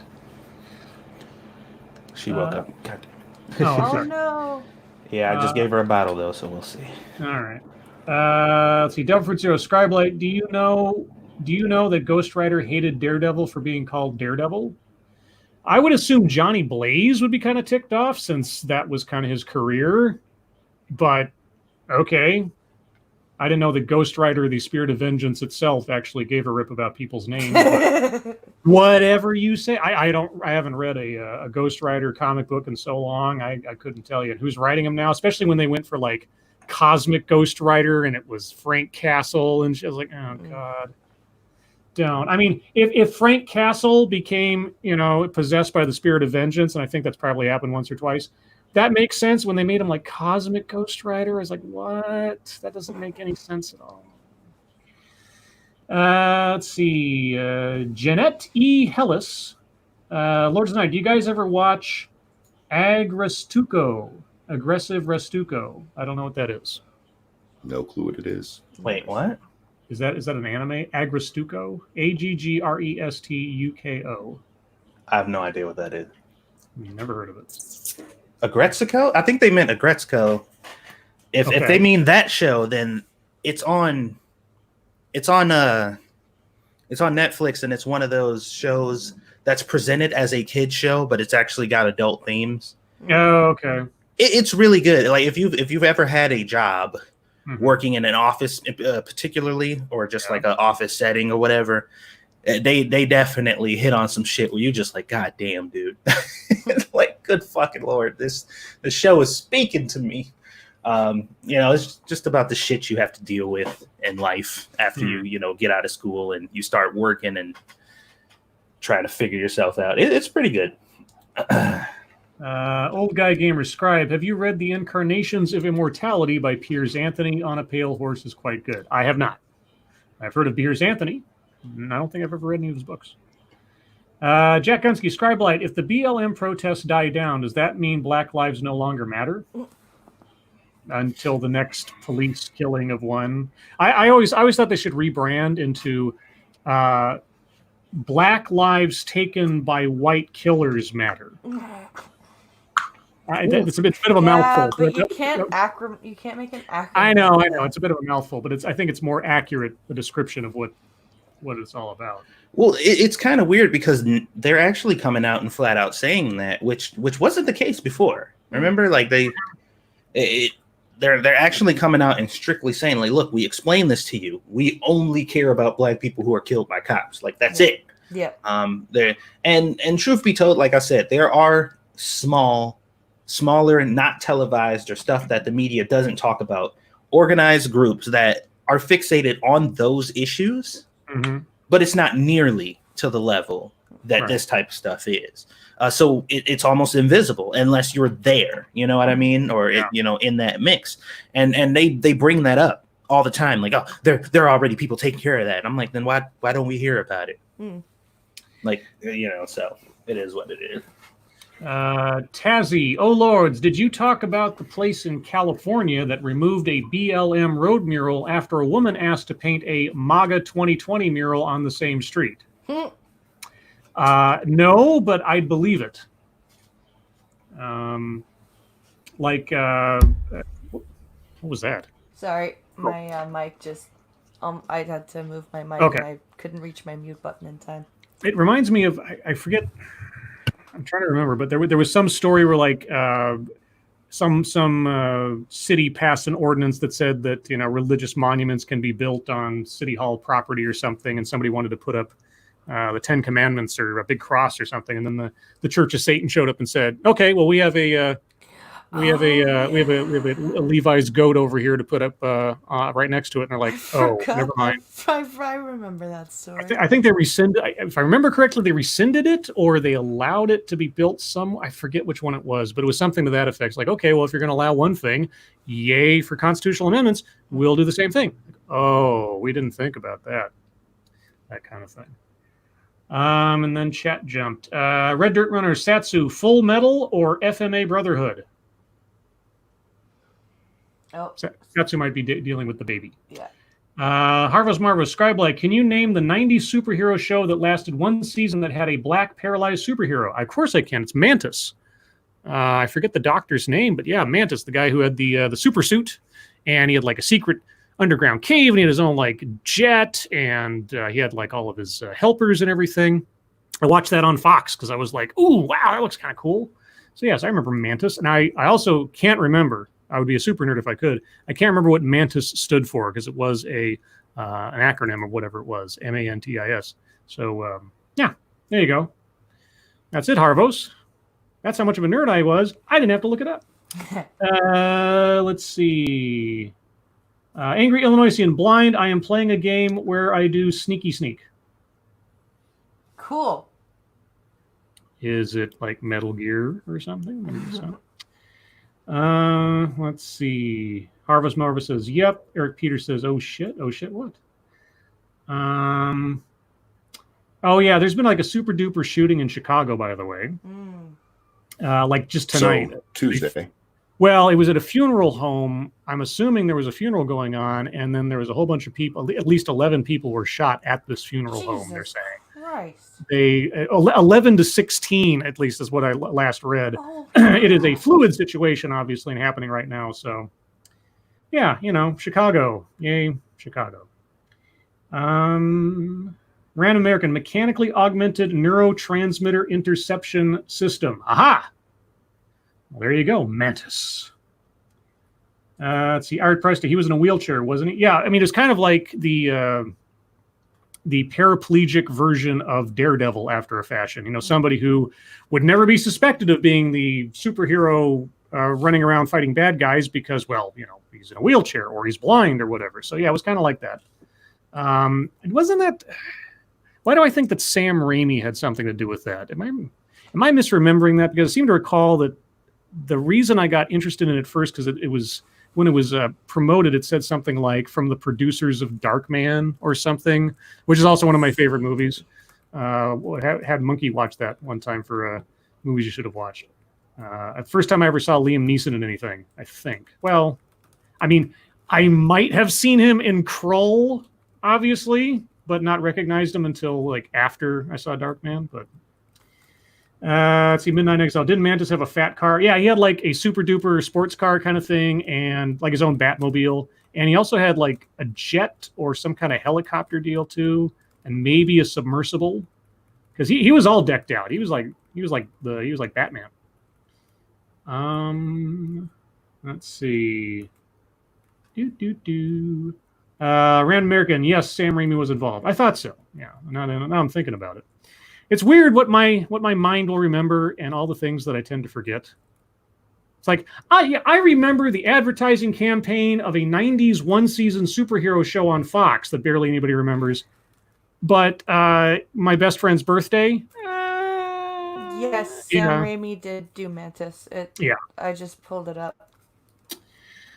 Delford Zero, Scribe, does Nightcrawler kill himself when he teleports like Beaming Up does? No, Nightcrawler's teleportation actually has him moving through an alternate dimension called the Dark Dimension.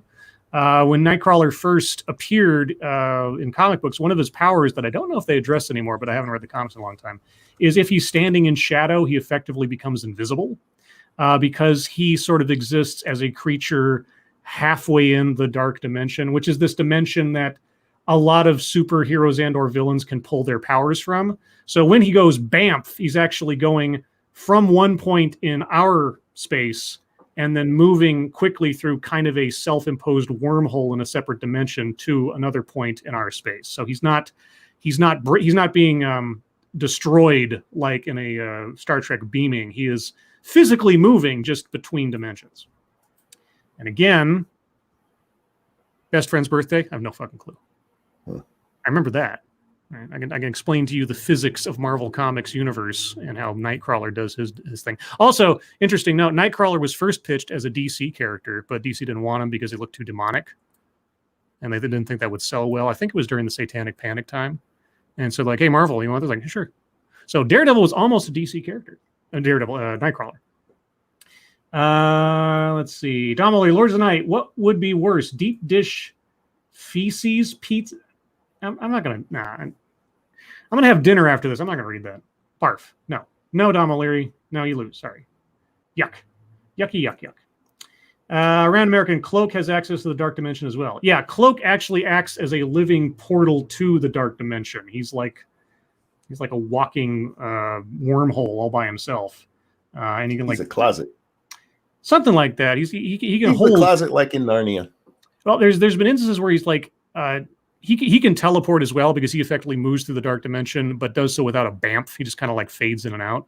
But he can also transport people en masse. Like he can like just open up his cloak and like 20 people run in. He closes his cloak, teleports, opens up again, and people can run out again. That's kind of interesting. Of course, it does. I believe that does strain him. The more people he tries to carry with him between the dimensions. Let's see. No one nowhere. Did you read Johnny the Homicidal Maniac? I did. Way back when in college, I think. But only briefly. I barely remember anything about it except for like the image of the character. He's the guy who also is responsible for Invader Zim, I believe. Yes, I think so. Yeah. Let's see. Now we got a 4-minute warning, guys. If you have any other questions, remember, go check out Blind Press. Links to her channel and Twitter are in the description below. And also remember that we'll be on Monkey's channel tomorrow night for this show at 6 p.m. Pacific, 9 p.m. Eastern. And links to both Monkey and Satsu's channels and Twitters are also in the description. I feel like I've been really quiet during question time, but they're asking questions that are a little nerdy for me. And I don't mean that in a bad way. No, I don't. This is the kind I'm sitting here listening to you going, I should really check out those stories, but I know nothing about them. Have you read Craven's Last Hunt yet? No, I still haven't read it. It's sitting on my nightstand. You need to sit, dude. Oh, you need to sit down and read that. It's good stuff. Let's see. James Colley, do you think THC edibles should be sold at special Olympic events? No. Probably not. Probably not. No, unless you're going to offer chocolate bars as prizes. Red Dirt Runner Scribe, have you ever traveled out of the country? Truth be told, the furthest I've gone out of the country is Canada. So that's about as far as I've gone. Yeah, I haven't gone any further than that as far as like out of the country. So I always intend to do so at some point. I would like to go back to. I'd like to go to Ireland and Scotland and the UK, etc., because I have ancestral connections there through my mother's side of the family, and also now, of course, more of an incentive than ever if I ever get the chance. All my friends that I've made over there through YouTube, like Tailed and Irate Alex. You know, I'm trying to train myself out. Irate Bear's gone. It's Irate Alex. But Alex and Misa and so many other people. Yeah. It'd be nice. Who else? Green Death. What's the stupidest thing you're allergic to?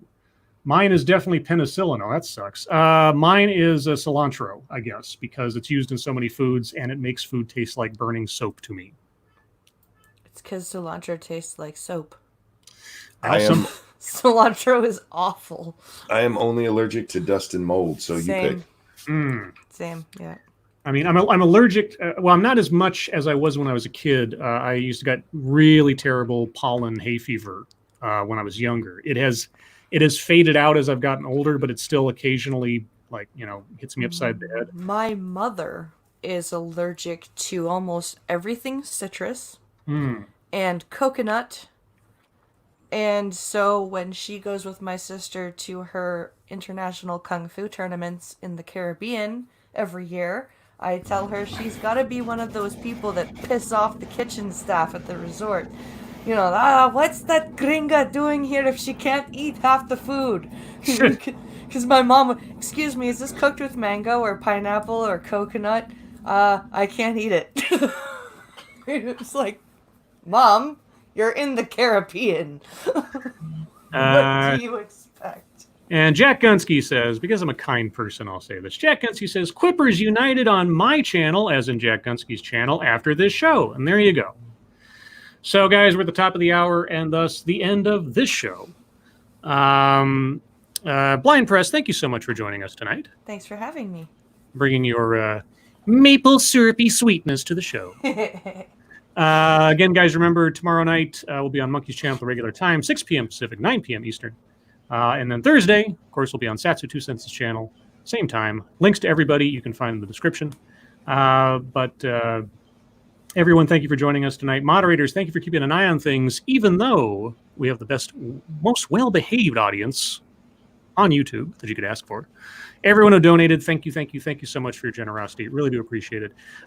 Just as a shameless plug, keep an eye on my Twitter and YouTube channel. It helps to subscribe to both.